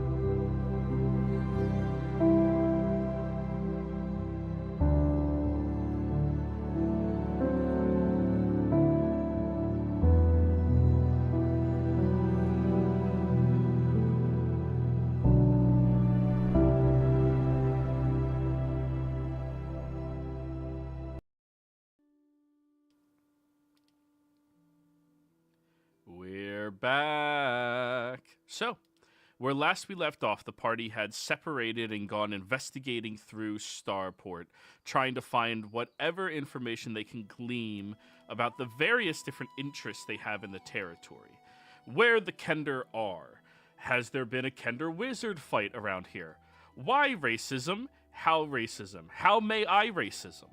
All of these questions you posed in various forms. And now, after all of that, you guys meet back up at your warehouse. How can I? Yeah, it's great. How can I racism?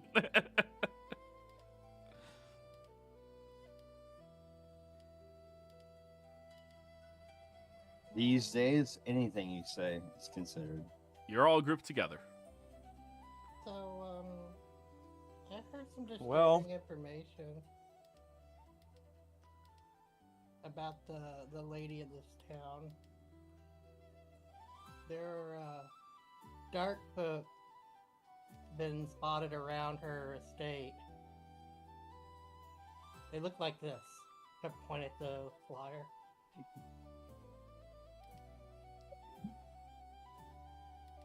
They've been seen prowling around the outside of her estate, or like going into Yeah. the estate. Into the estate. Interesting. For the magistrate? So we'll prowl around here. Who said that? I know what that means right there.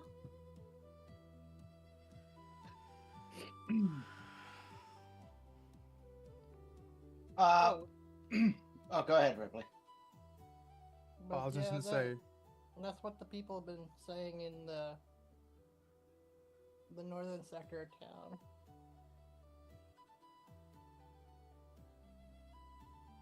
They went out apple picking, and they noticed some dark elves moving about inside the estate. Interesting. Definitely something to keep our eye out for.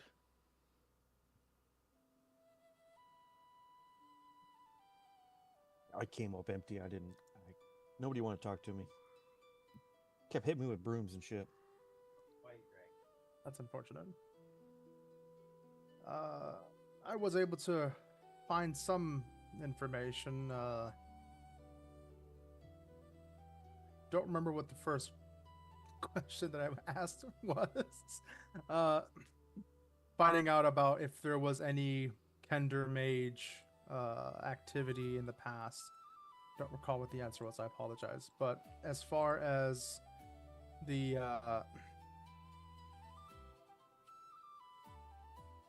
atmosphere here and the potential dangers that are coming to this city, apparently there's a lot of undercommon people that are coming from the east that have kind of taken over the area, supposedly. And some of them are starting to encroach in this direction, over the mountains. So that might potentially be a good explanation as to why there's just so much focus on that here, with the encroaching threat. So I think unless we want to get tied up into this, we might want to make this a short trip once we speak to the magistrate. Kind of get everything situated. Okay.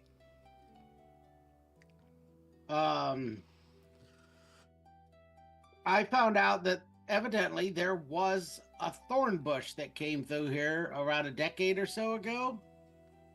Oddvar? Really? It sat in one specific booth at the Boiling Star. Because they said that was where they could... I forget what she actually... the exact phrasing, but where they could see the beauty of the world or something like that. The majesty of this town.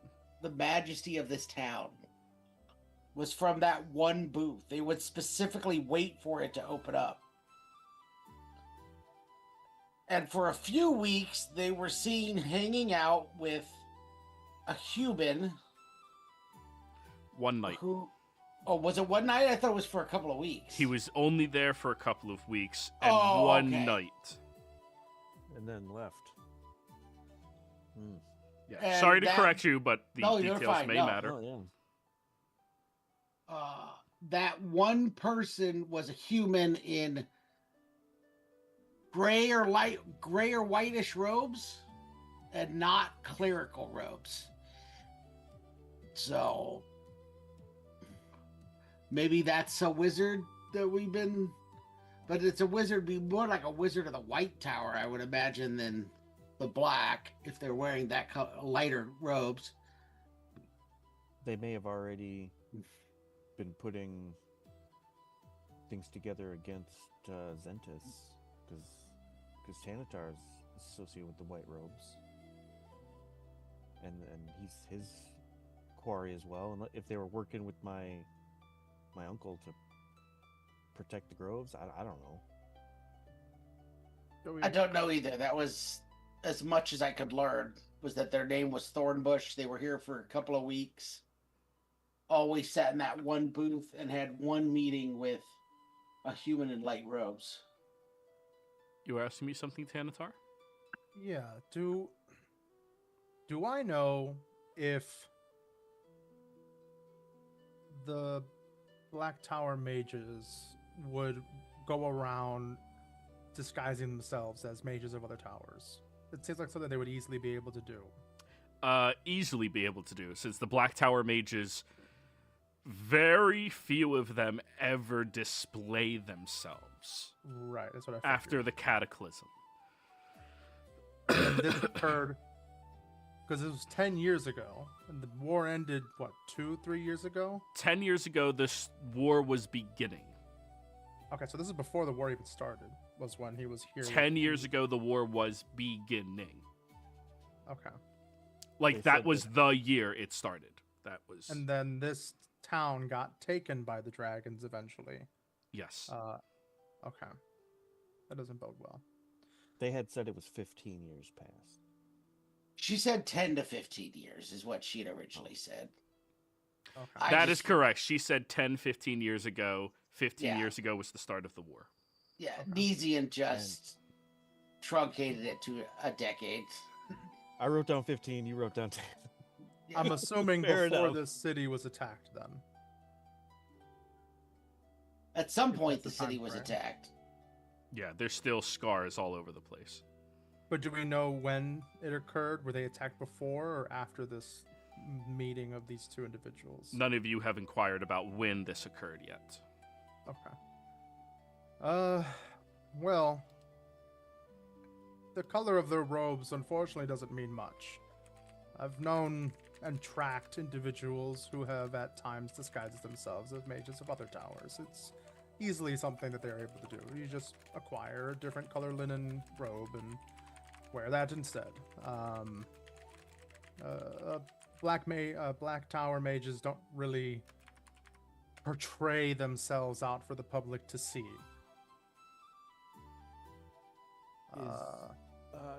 Is there a reason why they wouldn't just disguise themselves as just not a mage? Like I guess if they aren't wearing a specific color robes and they do magic, they're suspicious. Or I don't know how that works. Anybody who's not wearing one of the robes and performs magic that is clearly arcane in nature is very suspicious in this world. Oh, So Yeah. at least this way they could cast their magics without causing too much Okay. suspicion. Like, Yeah. oh, that's just a gray or white tower mage or something doing his stuff. I mean, it's not But- just, it's like, oh, fuck no. And, like, you know, everyone's afraid of it because they don't know it.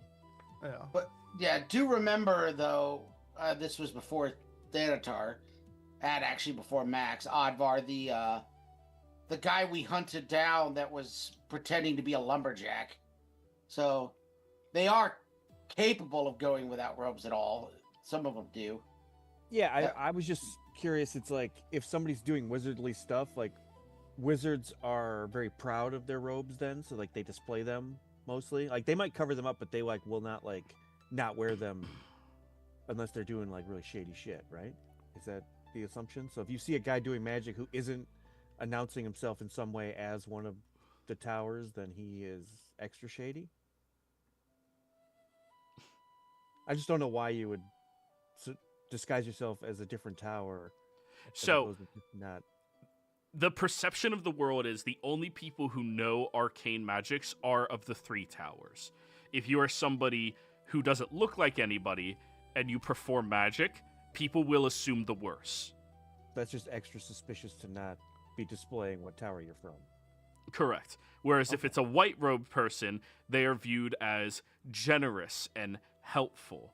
And red robes are viewed as, don't get in their way, there won't be a problem. Don't say nothing, there won't be nothing. Black robes are actively sought after by people to fucking annihilate them because they cause some of the biggest problems in the world. AKA Tanatar. So, yeah, knowing that if I was him, I would not be walking around with black robes. Just going into a city and go, hi, I'm here for a secret meeting with a friend of mine at this pub. Just ignore me, and walk in with deep, dark black robes, and then just sit down in the pub like nothing's happening. I'm pretty sure that would cause a lot of suspicion and fear and chaos. So Tanatar immediately just kind of assumes that that's not really a white robe mage that was meeting with him. But unfortunately, we can't be sure.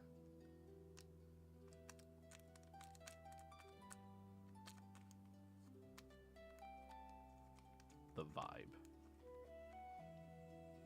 Yeah, see, I would have guessed the opposite. Since it was so long ago, I don't think it was the guy that was hunting him. I think it was somebody he was working with. What I was thinking. It's the reason he's being Markings. hunted is his association with the white robes, I think. Any kind of like hidden markings might be long gone. It was at least a decade ago. Upon They hearing probably this, I swapped out wanted to the go. table. Yeah. I wanted to go to that pub and sit in his seat, look out the window, be like, what was he looking at? But that was 10 years ago. The city's been Oh. destroyed and partially rebuilt since then. Yeah, Blue came through and did some very bad things in this area. You never know. It might be Oddvar spot something though. Maybe there's some sort of nature site outside that you can only see from that window. Like, Oh, I don't know, a fucking sea cave? yeah, you never know. Maybe there's a cave where the tides wash up every time. Wasn't that one of our clues? Yeah, it was a sea cave. That's what It's I'm a- saying. Yeah. Some national treasure stuff where we only look at the window at this time of the day at certain angle, then we can see a tree that's lined with the building. Exactly. It's just Only like, if I'm oh. using my uncle's spectacles. Right. Flip the things. After Also, pouring lemon juice on the back of it. Exactly. It also appears that most of the city doesn't have any drops of alcohol. Like, no one here is drinking anything other than water, and they're all sad. Yeah, there's a definitely shortage of alcohol. We'll have to we should be able to make a good profit if we could ship some of that in.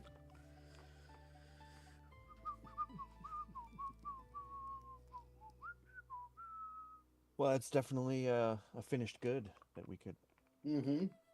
provide. We just need to get word to Ebenezer then to start, I don't know, growing wheat or potatoes or whatever.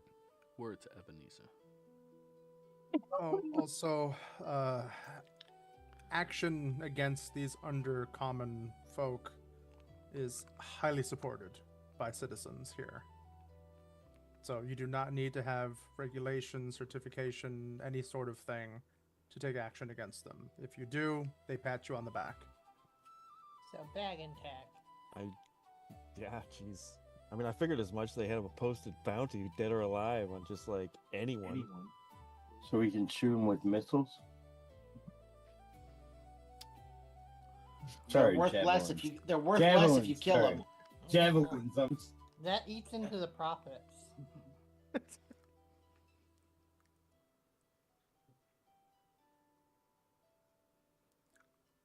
Granted, I bet they pay you really well if you can find the hole they're coming out of.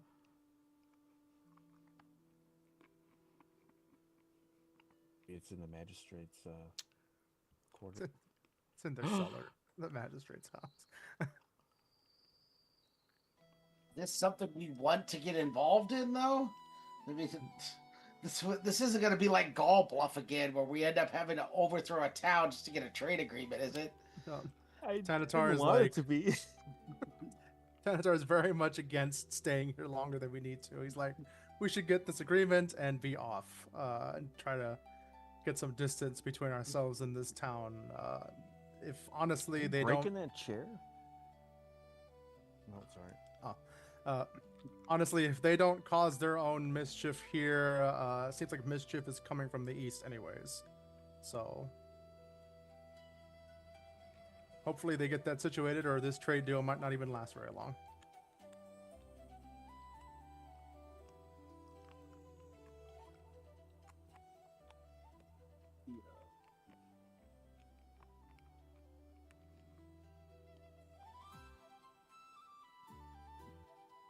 Alright, so... Does anybody else have anything they want to do in town before we head to the meeting with her tonight? You just said you were Not gonna buy new really. clothes. Yeah, Yes, we gotta get Ripley some clothes. I gotta get Ripley an outfit. So I gotta go find a tailor that sells like children's clothes or something. Yeah. And then we gotta rip some holes in the back so that we can fit his tail through. All right, so you are Just buy the pointed ones to a with the- tailor. Buy the ones that have the, the back door for kids. The The little button that you just yeah, just fold the flap down. I always wanted to own onesies with a butt flap. I just don't trust myself enough to remember to take it off when I'm tired. I'm pretty sure my wife has at least one. Yeah. I wore one for Halloween. But yes. You go over to a nice old lady who is a tailor in the town. And she seems to have a good selection of clothes on display, but unfortunately she is the only tailor in town. Her name is Taylor. She's a swift tailor. Nah, she's old. She's real slow. Oh, damn it. Hello there, sweeties. What could I make for you to... Holy shit, is that a goblin? Where? She looks directly at you. Yeah. No, I believe he is a kobold, not a goblin. He's my lunch for the no. Holy shit, that's a dragon! For a second, I thought you were starting a dirty joke. Huh. Are they domesticated? In a manner of speaking. Okay. So, what can I do for all of you today? I need clothes for this little kobold that are not quite so thread-borne and worn out. Okay, and when would you need these clothes by? Dusk? She blinks at you. I was hoping perhaps you would have something already that... I mean, it doesn't have to be like a perfect tailored fit. Children's clothes that you haven't sold yet, perhaps. Some quick modifications. I have one, and we're gonna have to do something about the butt flap. Do your kind usually wear pants? She points at Nesian's pants.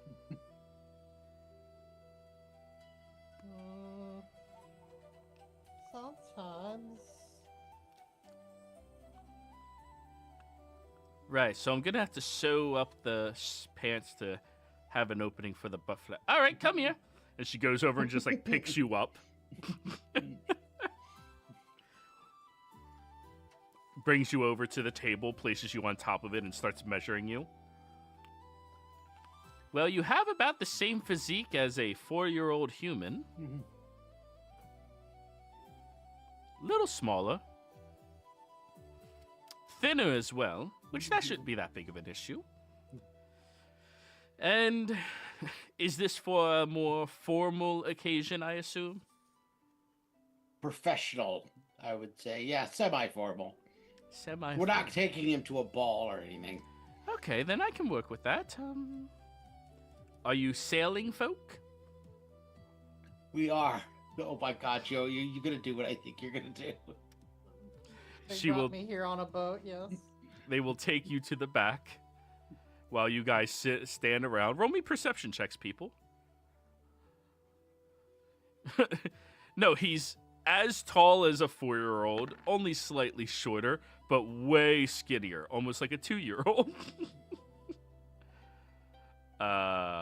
Ripley, not you, because you're getting what you get.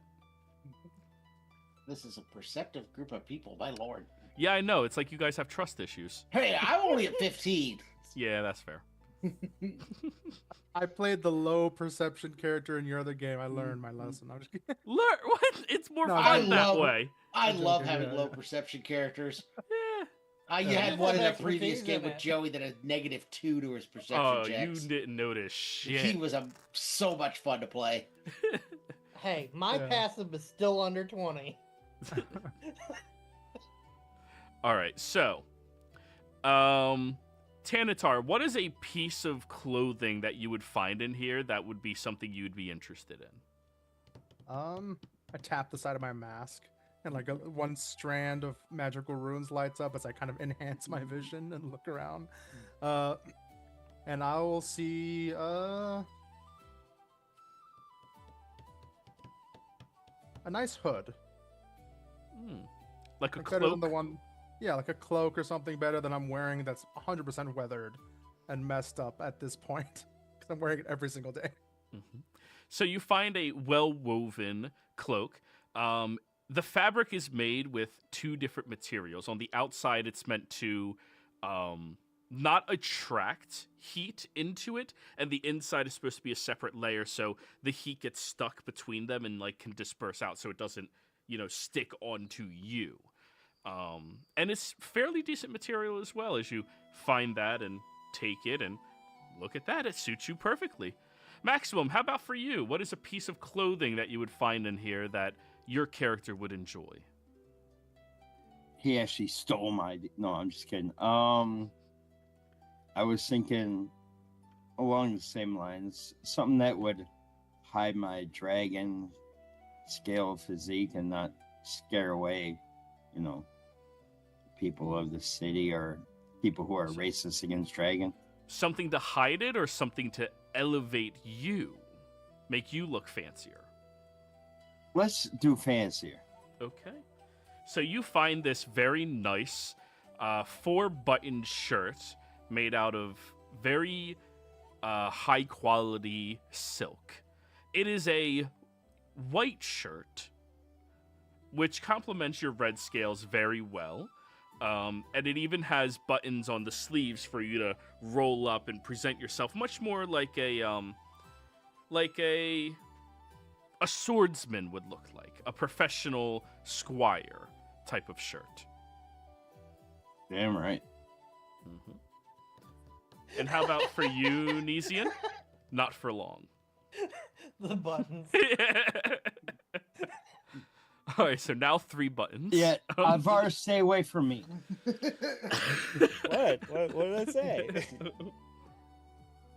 Besian would find the equivalent of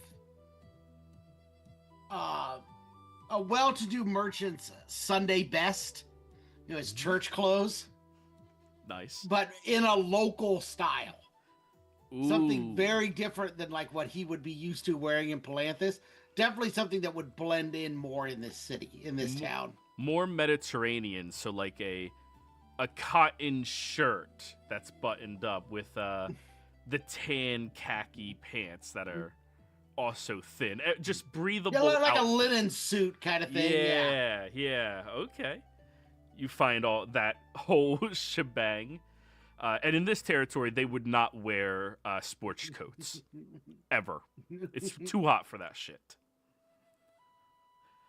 And sandals, of course, made out of hemp. And then, how about for you, Advar? So are we like picking out what we're wearing to this? I'm saying thing, you or can just- find things in the shop that you actually like. Because this is the Okay. first time you guys have gotten to do an outfit change. Well, Advar's pretty happy with his getup, but I do have like a heavier fur vest. But I would say that Advar has trouble finding good quality gloves in his size because children's gloves are poorly constructed because they're not going to last very long or get lost. So maybe I find some good gloves. I don't know. I can't really think of any clothing that Advar would want. So, what you find is actually a pair of nice weaver's gloves, since they do utilize children here in labor. So they need to be high enough quality to weave the flags and the sails, because they can make tighter weaves than older people. They have smaller fingers. My hands hurt. Well, I think somebody's just gotten upgraded to landscaping.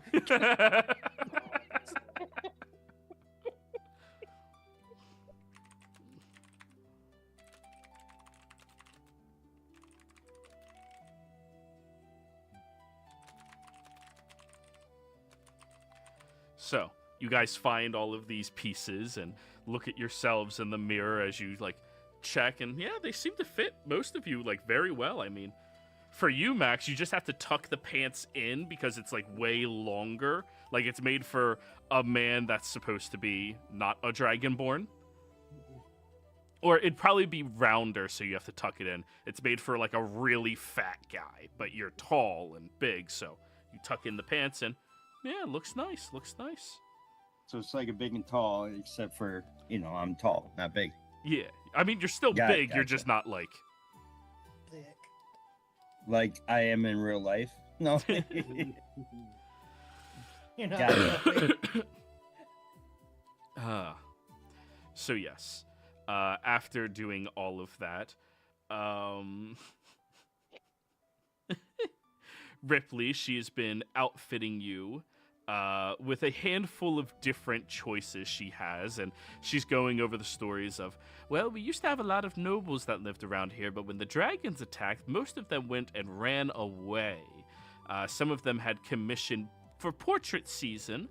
A wonderful artist was finding her way over here who was going to, elevate all of them and make them look utterly astounding. Her name was Violet. Beautiful, beautiful artist. But of course, with the dragons and everything, they had to get away, so we have a handful of different options for you. I personally think blue and white matches the red scales perfectly. What do you think?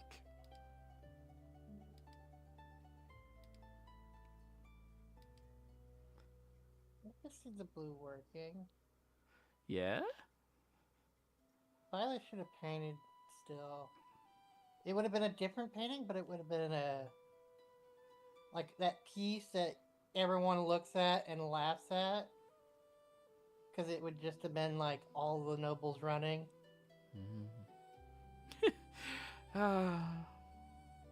Yes, the nobles all ran. Well, not all of them, but most of them did. Our magistrate didn't run, but he died for it, so who knows? Now, you keep going through the uncomfortable process of, like, debating if the pants are even worth it, because, like, she cut out an area for your tail, but, like, it's still... Kobolds don't naturally wear pants.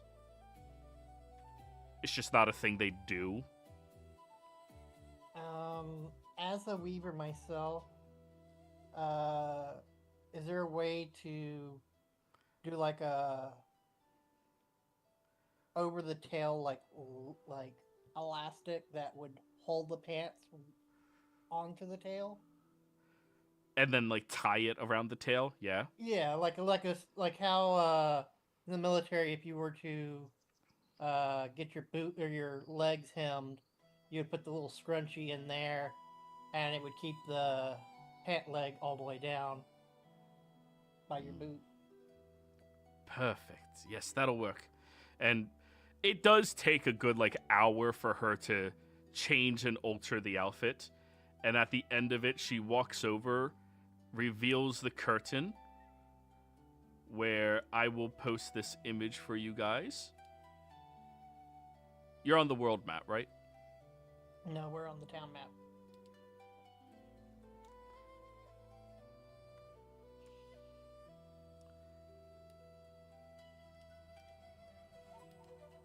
Copy, delete.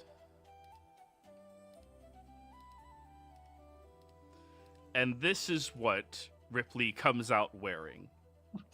When I do it.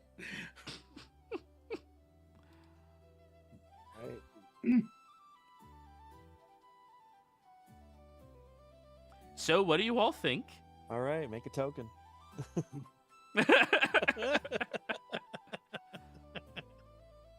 Thanatar already kind of with the cloak over his shoulders, just very good. Very Yeah. much of an improvement since from his previous outfit. I don't recall what you were wearing before. That Oh, is I wear mushrooms. that is everything I could hope it would be. Looking sharp.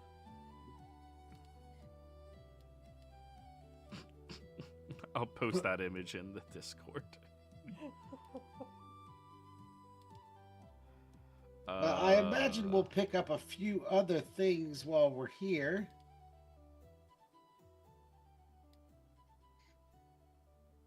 Yeah, how much for this cloak? This seems to be very nice fabric.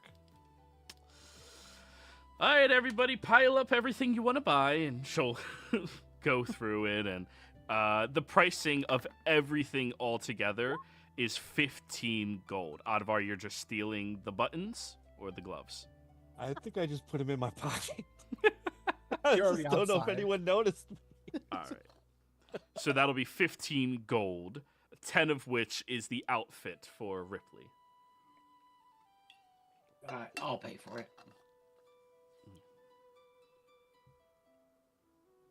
I'll toss in the other 5.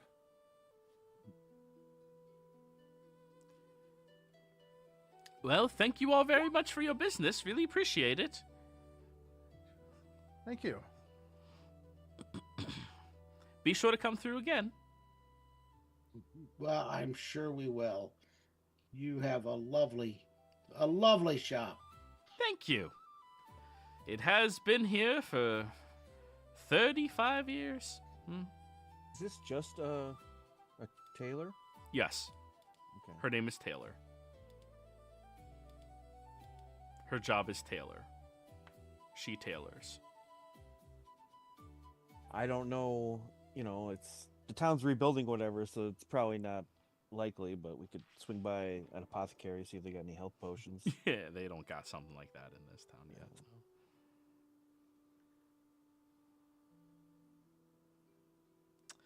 Alrighty, well, get the hell out of my shop unless you're buying more shit. Turn over, you see Thanatar's like trying on a hat. Goes, oh, okay. On top of the hood. Takes it off, puts it back on the A shelf. hat on top of the hood. It's that big hat McCready was wearing in the thing. Yeah. Big ass sombrero. Well, we're all washed up and outfitted. Does it look like it is? How late does it start to look at this point? Dusk is beginning to descend. Alrighty, let's go ahead and start making our way towards the magistrate's home. Walking fast, faces pass, and you're home bound. I'll keep an eye out for any shady individuals as we start heading that way, knowing that there's been at least rumors of undercommon folk near the magistrate's estate. Alright, you keep a careful eye out. Now, as you wander up to the magistrate's estate, you notice the front yard is completely charred and burnt through. Clearly, some type of breath completely decimated the livelihood, or not the livelihood, the livelihood of this garden. The grass still cannot grow here, even a couple of years past, but there still seems to be individuals tilling the soil and trying to make it look a little nicer. As you walk up to the front door, there's a servant who meets you out front, a tall, standing human with a pale face and a very, very stern look to his eyes. May I inquire as to what your business is here?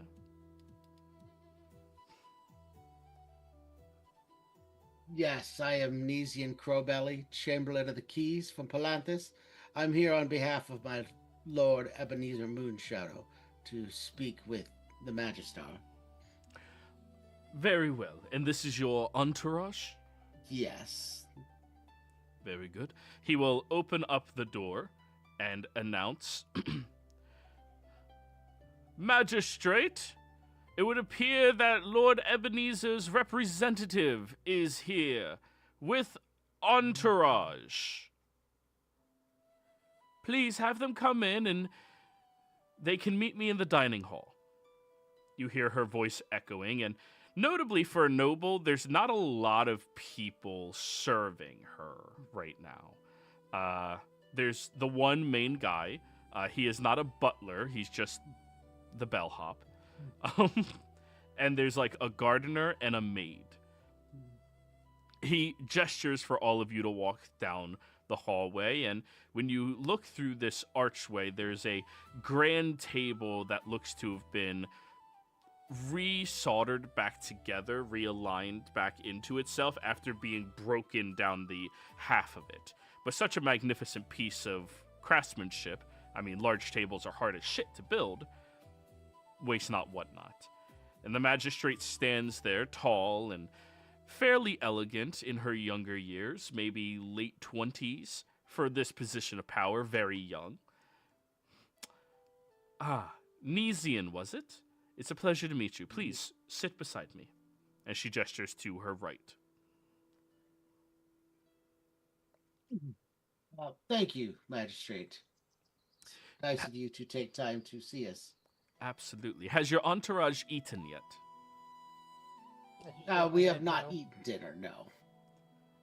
Please, all of you, join us at the table. And you see the bellhop guy outside joins and sits to her left. So everyone else fills in. Who's sitting next to Nesian? Who's sitting next to the dude? And then who's sitting next to them? Sit next to me. I'll sit next to the dude. All right, so both of you take up one chair. Cool. You both fit. So which of the two of you gets there first? Roll me acrobatics. Yes. Aren't you guys playing musical chairs in the magistrate's house? Oh, I reroll ones. You do. I can just turn off guidance on this.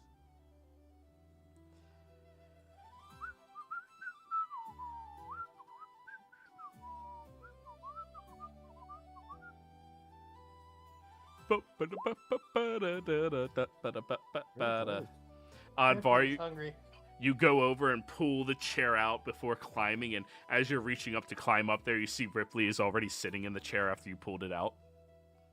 Oh. All right, I'll just take the chair next to him. Mm-hmm. Unless that one's already taken. Well, now it's yours. And I guess that means Max. Are you sitting next to Tanatar or next to Oddvar? There's not the other end of the table. I mean, that's really far away from the conversation. Okay, well, yeah, I'll sit next to Tanatar. Or Advar. Okay. So it's just two of you on one side and the other four on the other side. 3, but yeah. No, plus her Yeah. her guy. Yeah. So it's 2 on one side, 4 on the other. It's very imbalanced. It's fine. She smiles. Thank you all very much, or thank you, Nesian, for coming here. When I got word that you all were appearing inside of the city within the coming days, I told my staff to be available for all of you. I did receive letters from Lord Ebenezer, and I am looking forward to any business we can conduct with one another. Yes, I'm glad to hear that Ebenezer, my lord, happened to reach out ahead of time. The long-range communication and such can, even with the best of intentions, be somewhat hit and miss or unreliable. Of But- course.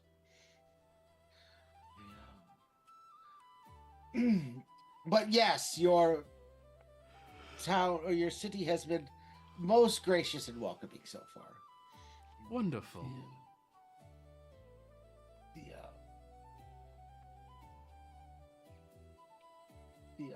But now, since we've only been here for a short period of time, I wonder if you can tell me just exactly what it is your town is short of. What can Palanthus bring for you?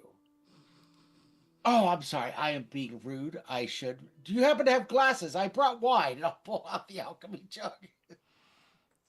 We can have our decanter set up.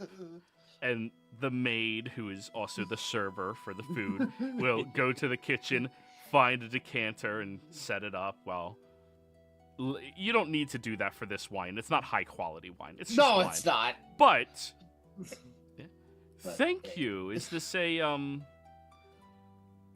Palanthus, original? Yeah, in a way, yes. It's something we acquired during our initial travels with Lord Ebenezer and Lord Moonshadow, while before even he was a lord at the time, on our way of earning such position. Fascinating. Well, I'm looking forward to trying it. It has been nearly 4 months since I've had wine. Huh? Yes, we Until- managed to... Oh, go ahead, sorry. Oh, I was gonna say it's special vintage. It's got hints of blueberry. Brewed just this moment. Vintage, you say? Fascinating, thank you. Now, that's a great year. This is a great year.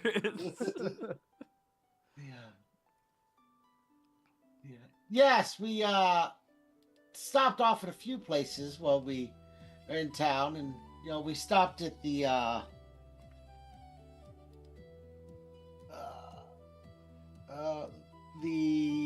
oh, that's not what I was looking tailor? for. No, I'm trying to remember the name of it. I'm trying to find where it is in the Boiling Star. Oh. That she told me that as an inn, they only have a single cask that they're saving for a special occasion, and nothing else is left in the town. Yes, I requested that they save that one, paid as best of a price as I thought was reasonable for it, in order for us to save it for when our city finally begins to export once again. A celebration. But as for things that we are looking for, alcohol would be among the higher ranks of what we require. How is the Mason Guild in Palanthus handling your current rebuilding situation? Well, they've been quite busy over the last few years, but they've made extensive progress. I'm sure we have at least some of our skilled masons that we could loan out to other rebuilding cities to allow them to build some of the more, elaborate or long-standing buildings that cities need. Yeah. How about a Master Mason? A Master Mason. Yes. If we have one of them in order to train a few of our own people who are now looking for a place in life, a calling to adhere to, I think that would go fantastically. Well, I will lean, or I guess he's sitting across from me. Yeah, so lean over. So I'll be like, we know a gentleman in Palanthas, the name of Lanner Jackson. He's a well-established blacksmith. He may know some people. As far as the masonry, Lord Ebenezer hasn't really dealt with any building projects as of late. We haven't been doing that kind of thing. I'm sure Chairman Stonehand would have someone he would find to be reliable enough. That would be the hopes. And, of course, we'd be more than willing to work out a deal where, upon receiving a Master Mason to begin training our own individuals, we could be supplying all of you with lumber. I took the liberty of gathering the reports of how much lumber we can gather based off of our own labors, so long as we are being met on other fields. And she will reach under the table, pull out a folder, and hands it to you. When you open it up, it looks like they can move through 10 acres of forestation every month with the number of laborers they have. It's by far the most lumber you've seen anybody able to export. I'm gonna say, because could I make any kind of reference based upon what we saw in Leggett, which had a sawmill? Nature check. That is a good call. You're a smart guy. We killed a black wizard there. Black robe wizard. Black robe. I'm going to sorry. specify. Yes, black robe. Yes, the black robe wizard. Yes. Sorry. I would have an issue before you said anything, Yeah. Joe. Nice. It wasn't racist till you made it racist. 24. It's the city. This is causing it. So as you were investigating the foreman's house, trying to look for clues of anything and looking through, based off of their mills and their labor, which was in full bloom, full construction and everything, they were doing just over 2 acres a month. And they're capable of doing 10. 10 acres a month here, with the expectations that they would be able to supply that amount of labor for the next 10 years. You have definitely made some excellent progress. The current competitor, the current place that we're picking stuff up from, which is closer, but it is much more difficult to take long journeys from, cannot produce anywhere near this volume. Well, that is because of a unique technique that we have had in Starport for nearly 200 years. And we are not willing to trade that information away. Oh, of course. Everyone needs something proprietary. Exactly.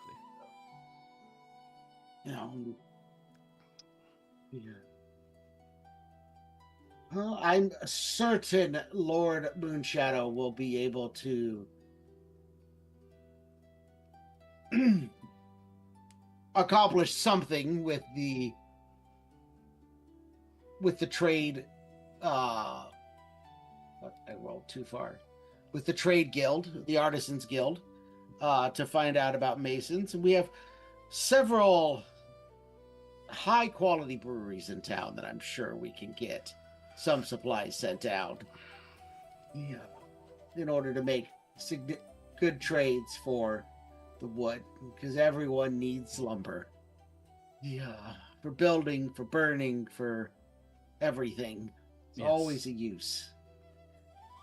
I would hope so. And of course, our wood being some of the highest quality that you can obtain on the entire continent of Ansalon, we can work out a very meaningful route of trade where it will be mutually beneficial and profitable for both. But I do have to say that I require more than just the promise of ale and wine, as well as the Mason Master, in order to make this deal work. I require a bit of assistance with something. Assistance with what? You see, after the war, tensions did not alleviate.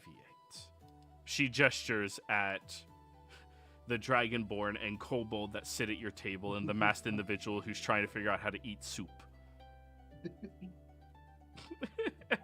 We have to get you like a face cloth or something that you can. For this, Yeah. if the food does come, I will take my mask off. Oh, and the eat food. food. Yeah, the Yeah, first so one is I- soup. I'm sitting there, mask off, finally for the first time. I'm eating the soup, but I'm still keeping my hood up and stuff as much as possible. He's sitting across from me. I'm gonna try. I'm sitting next to you. Oh, that's right. You are sitting next to me. I'm like right next to you. I got the spoon out. Just He's across from Oddvar. So you're trying to look? I got a spoon. I'm trying to get the reflection. The DC was 26, if I remember. Yes, it was. I'm assuming I have disadvantage since I'm doing this with Yes. There's a spoon. a spoon. Oh, I rolled a 19 too. Still wouldn't have got it. I can't beat a 26. 15. Describe what you look like in the spoon. So round. I'm upside down and round. He's But- got a chunkier face than I expected. Yeah. You can tell finally though that I do look like an elf. I have like a very narrow face, sunken cheeks and everything. But I still have like only this part of my face is visible. Like I have a cowl or something that goes over that the mask just perfectly covers everything else. But you can at least see, I guess, like a nun kind of has. Like, you can Oh, only like a just- habit. yeah. You can only just see their face. But yeah, I look basically like an elf, kind of finally revealing that I am that. Yeah, like sunken cheeks. I look fairly, I don't want to say emaciated, because I do eat, but yeah, I guess I don't look great. Something's off. Iron deficient. Yeah, maybe. Yeah.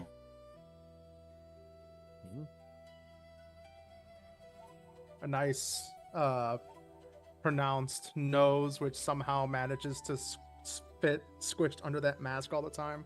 But yeah, that's pretty much it. My eyes do look strange though. Like they look like a strange shade of like purpley almost. Which is unusual. But other than that.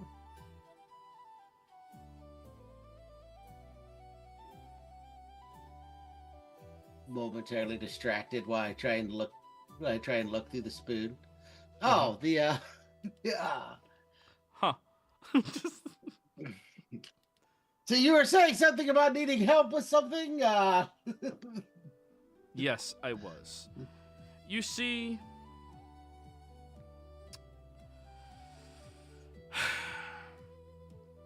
tensions have been high ever since the war, and a lot of the people of our territory have not been welcoming of many others because of their own upbringings and ways of living, and I'm sure you don't need me to elaborate. However, I am... Here we go again, overthrowing a city government. I am looking to employ somebody who deserves it desperately. that others may look down upon, but I believe your group may reasonably accept.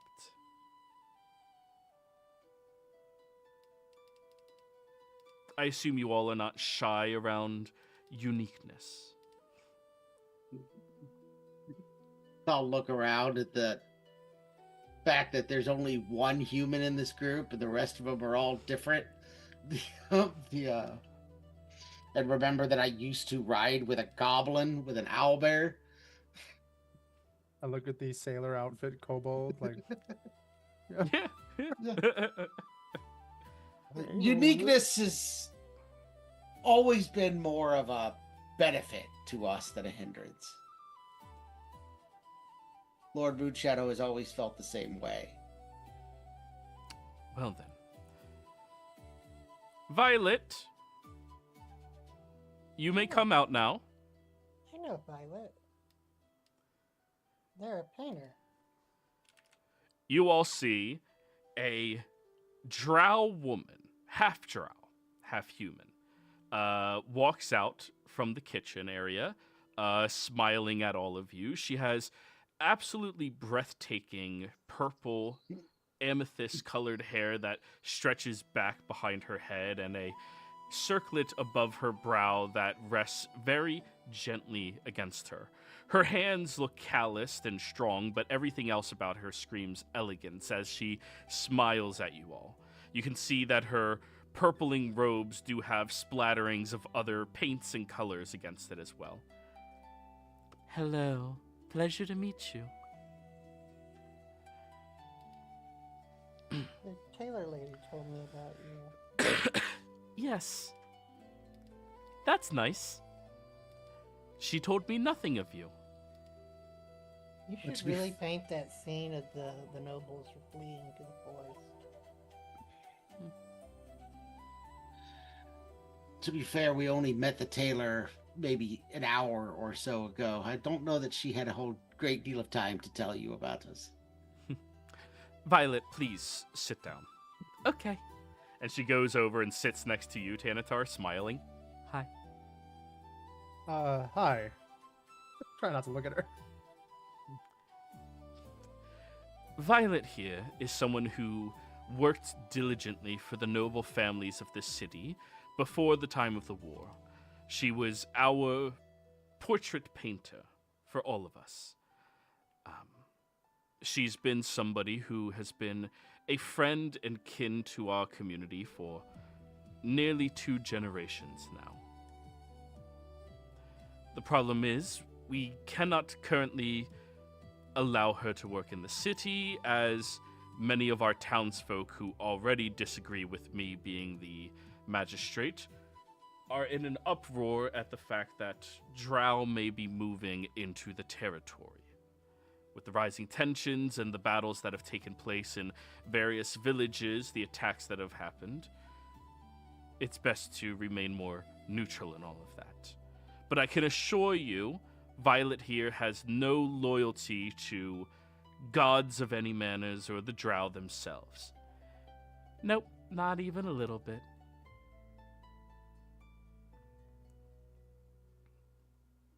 There seems to be an awful lot of activity and action against them in the city here.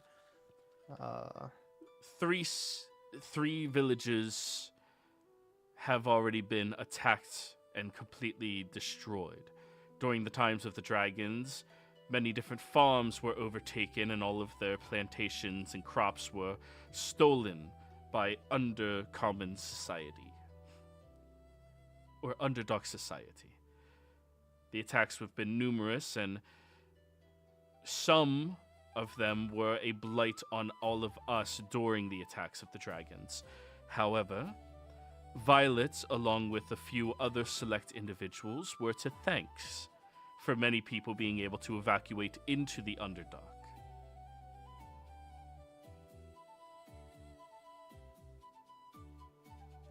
So did you need us to, like, guide her somewhere to safety or something? Travel. She needs some new portraits to paint, more scenes. Yes, this town has become quite dull and boring. Not much for me to paint here.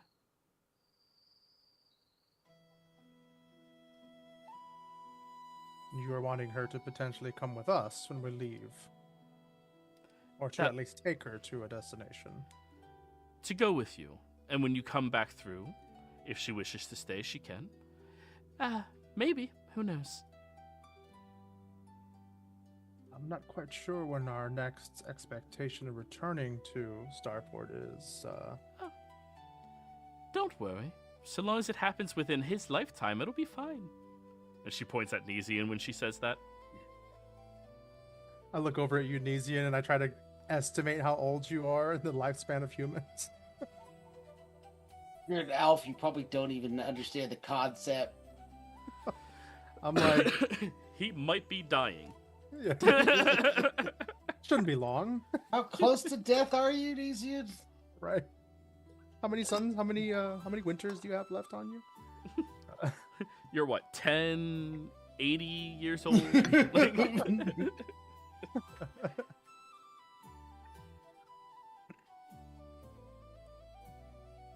I don't foresee there being a problem with Violet accompanying us, assuming that you're willing to accept the risk inherent with traveling with foreign dignitaries outside of their land. It's not everyone will always be happy to see us. I'm used to people not being happy to see me. What?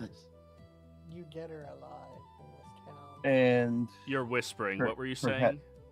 They Sorry, kinda, go on. yeah, they kind of want you dead or alive in this town, so a new change of scenery wouldn't be a bad thing. Yes, and she's already requested that I try to keep the peace. It's fine. Some of my ilk are causing issues. And if you cause issues, you can die. That is society's choice.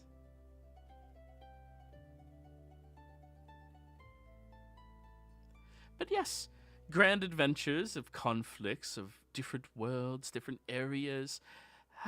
I can imagine so many beautiful paintings. I will require a studio, of course, on your vessel. is there any specific origin of people who are trying or against you, forcing you to leave? Huh. She points over at the magistrate. No. I think it would be best if she left to avoid any of the problems that we have. But I'm not forcing her to. It's just the people of the city. As I said, dark societies have been attacking various different locations and taking over, destroying crops, killing farmers, and they've even taken over a couple of cities over the mountain range. Tensions are high, and it's best to remove yourself from that situation, unless, of course, all of you are interested in going on an Underdark adventure where you try to commit to diplomacy between Drow society, Durgar society, and our surface society. Oh, that's quite an option. Remember, our story arc right now is Oddvar shit. Yes. Yeah. Potentially make trade deals with the Drow and the Duragar. No, Even if we weren't already on an Oddvar quest, I'm not sure that we're capable of making negotiated deals with Drow and Durgar. Our current path sets us south, not down. Down is south, is it not? Only when looking at a map, not in real life. Town is south, yes. Yes. Yeah. But yeah, we were moving to down here, So we're heading down closer to Qualinesti. Newport. So, what's the vote on her coming with us? basically, she would be considered a refugee, a diplomatic refugee. Stay on the boat, whatever. Yes, I just will travel with you all and participate in observational art. And of course, in payment for this from me to all of you, I'd be more than happy to paint you. It I'm does just gonna- so. Oh, go ahead, I'm- Max. No, I was gonna say I'm just gonna whisper to everybody else. It's not Joy's voice, but it seems a little fishy. It does so happen that we actually do have space on our boat, as our previous resident artist has decided to separate from the boat for the time being. What are the odds on that timing? Oh, I'm sorry, Nesian. I got you. He left because of territorial issues. Who left? Cool. Who were you traveling with? Which would explain why, you know. Who? We were traveling with a bard, a friend of Lord Moonshadows, for quite some time, and perhaps later back on the boat, Ripley, you can explain what you meant by that. But whom is it? Just a companion. I can't imagine you've heard of him. I doubt he has that level of popularity based upon his performances. Yeah. Oh, so like a low tier bard. Yes. Definitely a low tier bard. Mm. But, you know, at some point he made a good impression on Lord Moonshadow, and sometimes he overindulges those that he likes. That does seem to be the bardic way for many individuals. Don't worry, I do not believe I will be overindulging. I'll just be painting you fantastical portraits of whatever I glean as interesting. Out of character, if you guys want me to keep doing the recaps, this is the person who's going to do it for you after Lorien left. He'll say, well, the regions that we're planning to go to might potentially be dangerous. How often do you expect to do your portraits? And Every day. some regions you may have to, or at least it would be best advised to remain atop the ship. I have a sketchbook. Just knowing that where we're heading, the Darkened Wood, where there's literally monsters and stuff everywhere in the forests. Happen to have a pet? I'm sorry? Do you happen to have any kind of traveling pet or anything like that? No. I find pets don't live very long. Is this her or is this Joey talking? No, I love pets. I love them to death. She That's just the doesn't have elf any. in her. Yeah. You know, Yeah. pets aren't very long lived compared to humans. Imagine compared to an elf. Yeah. You blink and a dog is gone. How- What the hell? Elves have Man. humans for pets. Like that's. Yeah, Ser- I was elves view humans like humans view dogs. Yeah, I was Yeah. more thinking maybe her seeing through a familiar or something, keep her safe. Mm-mm. Oh, you see. Being able to see her painting or what she's Yeah. painting through the familiar's eyes. A true artist should experience as close as possible. And I will let you all know if I die, that would be amazing. I die. Well, if you Well, die, then. that's 80 gold. No, I die. It happens. Well, she seems prepared for it in case it happens, so. Hmm. Do I not can- worry. And she grabs your hand, Tanatar, and squeezes the top of it. I will be safe.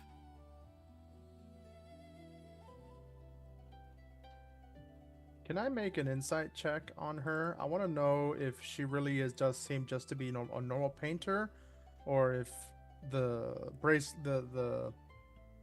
tiara or whatever she's wearing, some of them seem to be magical or something like that. If she's more than just, hey, I'm a painter. Go for she it. has capabilities. Would that be insight or something else? Insight. Okay. 14. She's an artist, so she's eccentric. Okay. That's what you can pick up on. I mean, she's definitely not normal. She's weird. But everybody you've met has been weird. Yeah. Is there any way to figure out if she can hold her own in case she gets involved in battle? You can roll me an insight. Swing a sword at her and see what she does. Yeah. Yeah. Yeah, when she said that she was like capable of doing her paintings in the thick of it,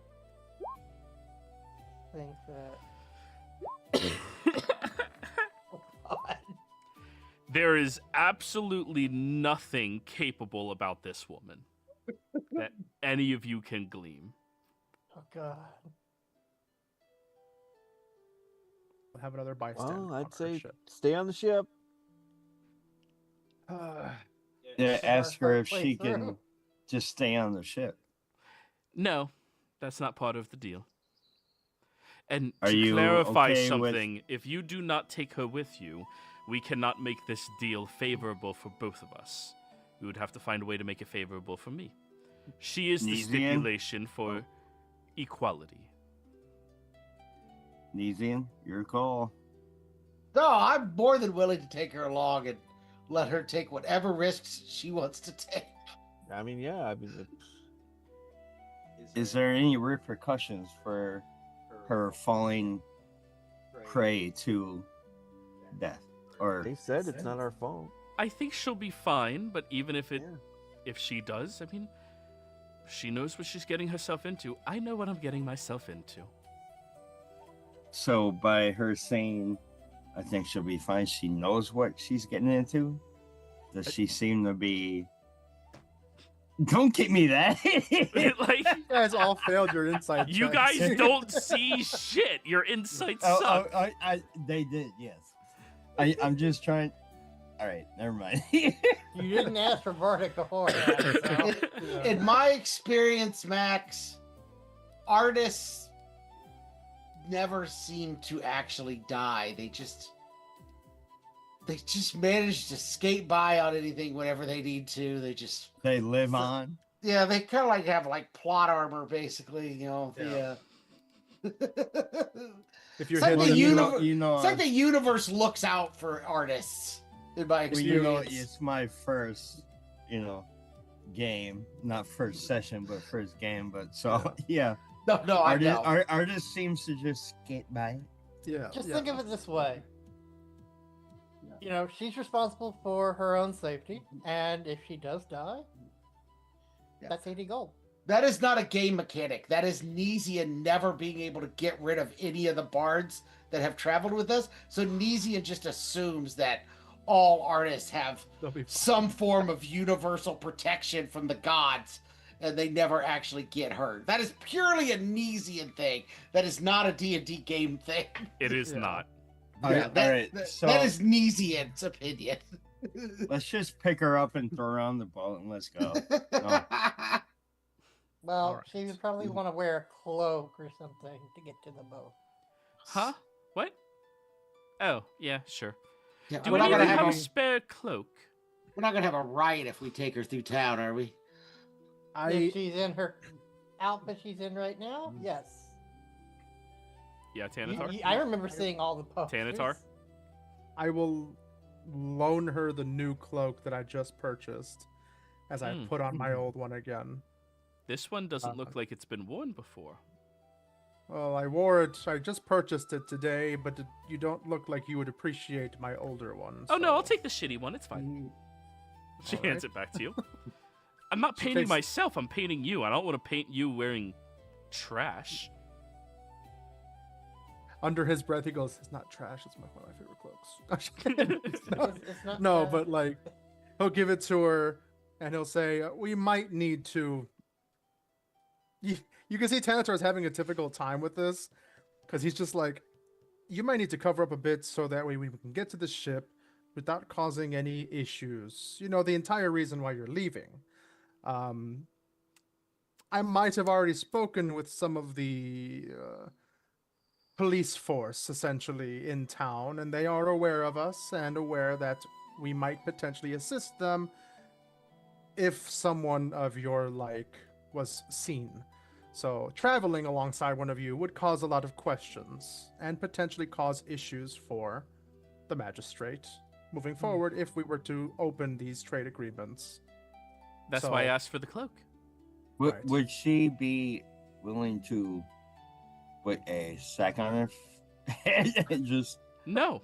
I got no. That's what my cloak is, basically. Yeah. I think that Shitty will cloak. draw more attention if we take her through town with a bag over her head. What are you doing? She's Nothing a sack. suspicious She's a sack here. of flour.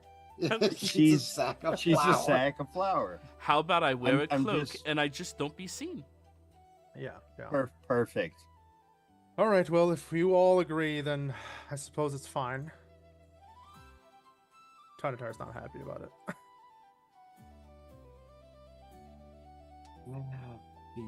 He thinks your cloak is garbage.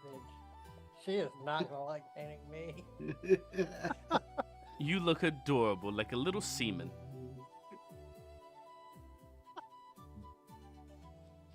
You haven't happened to ever made any paintings of the view out of the inn, have you? You ever made a painting of what you could see staring out of the inn onto the port? No. No. It's unfortunate. I thought maybe we'd find something for Oddvar to look at out of her paintings. Well, you can go there and look. No, I know. I was just...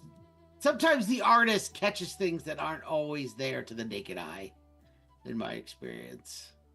Oh, but you have your own artist here that can help you with that.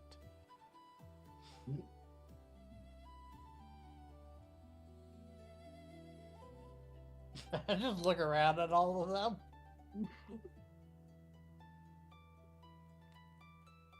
Well, it seems we have a deal as far as the Violet situation is concerned, Magistrate. So we can nail down the rest of it. And then I might invest a little bit in buying some product that we can take south with us to trade in the next town, just as a... I'll buy some in cash and stuff that we could trade at the next town we stop at, which is, I believe, our next place that we're heading to is Kargaroth. Would you like to pick up some lumber from us? Yeah, lumber sounds good. Can we get some smoked meat? Absolutely. I will inform our local a local lumberjack and a local foreman of the mill and our local huntsman that you require smoked meat and lumber. How much are you willing to spend on the meat and how much are you willing to spend on the lumber? Lumber, you guys could not take more than 300 gold worth. Or sorry, no, your boat is a galleon? I don't remember. Is it a galleon? That's a big ship. Is it that big? It's fucking big. I thought we were on like a keel boat or something. Something smaller. Stern Mistress, handout.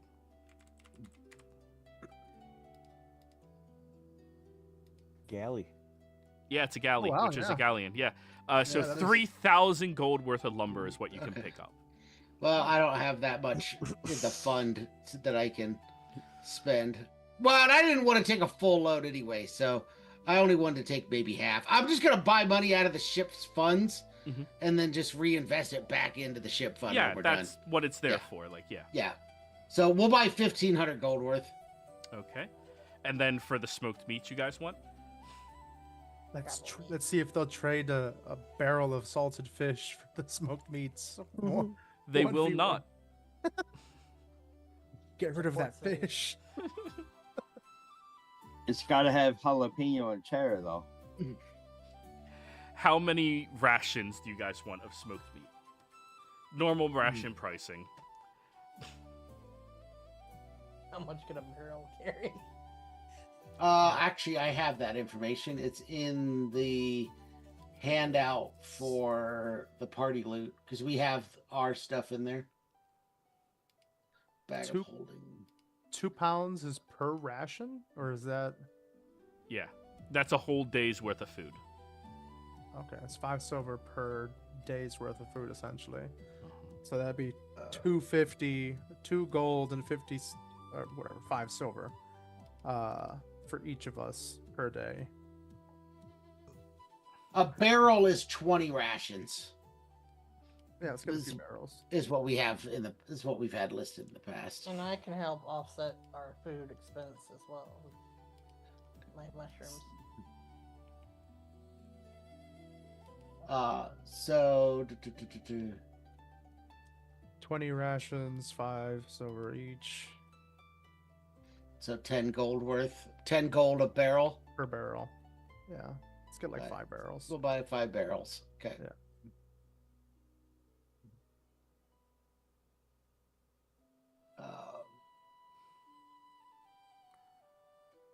I So haven't we had have smoked 65 meat in a long rations. time. Kennetar's like, no more pickles and fish. Now we get mushrooms and meat. And the soup you are eating is a meatball wedding soup, Italian wedding style. Italian meatball. Yeah. Hmm. It's good.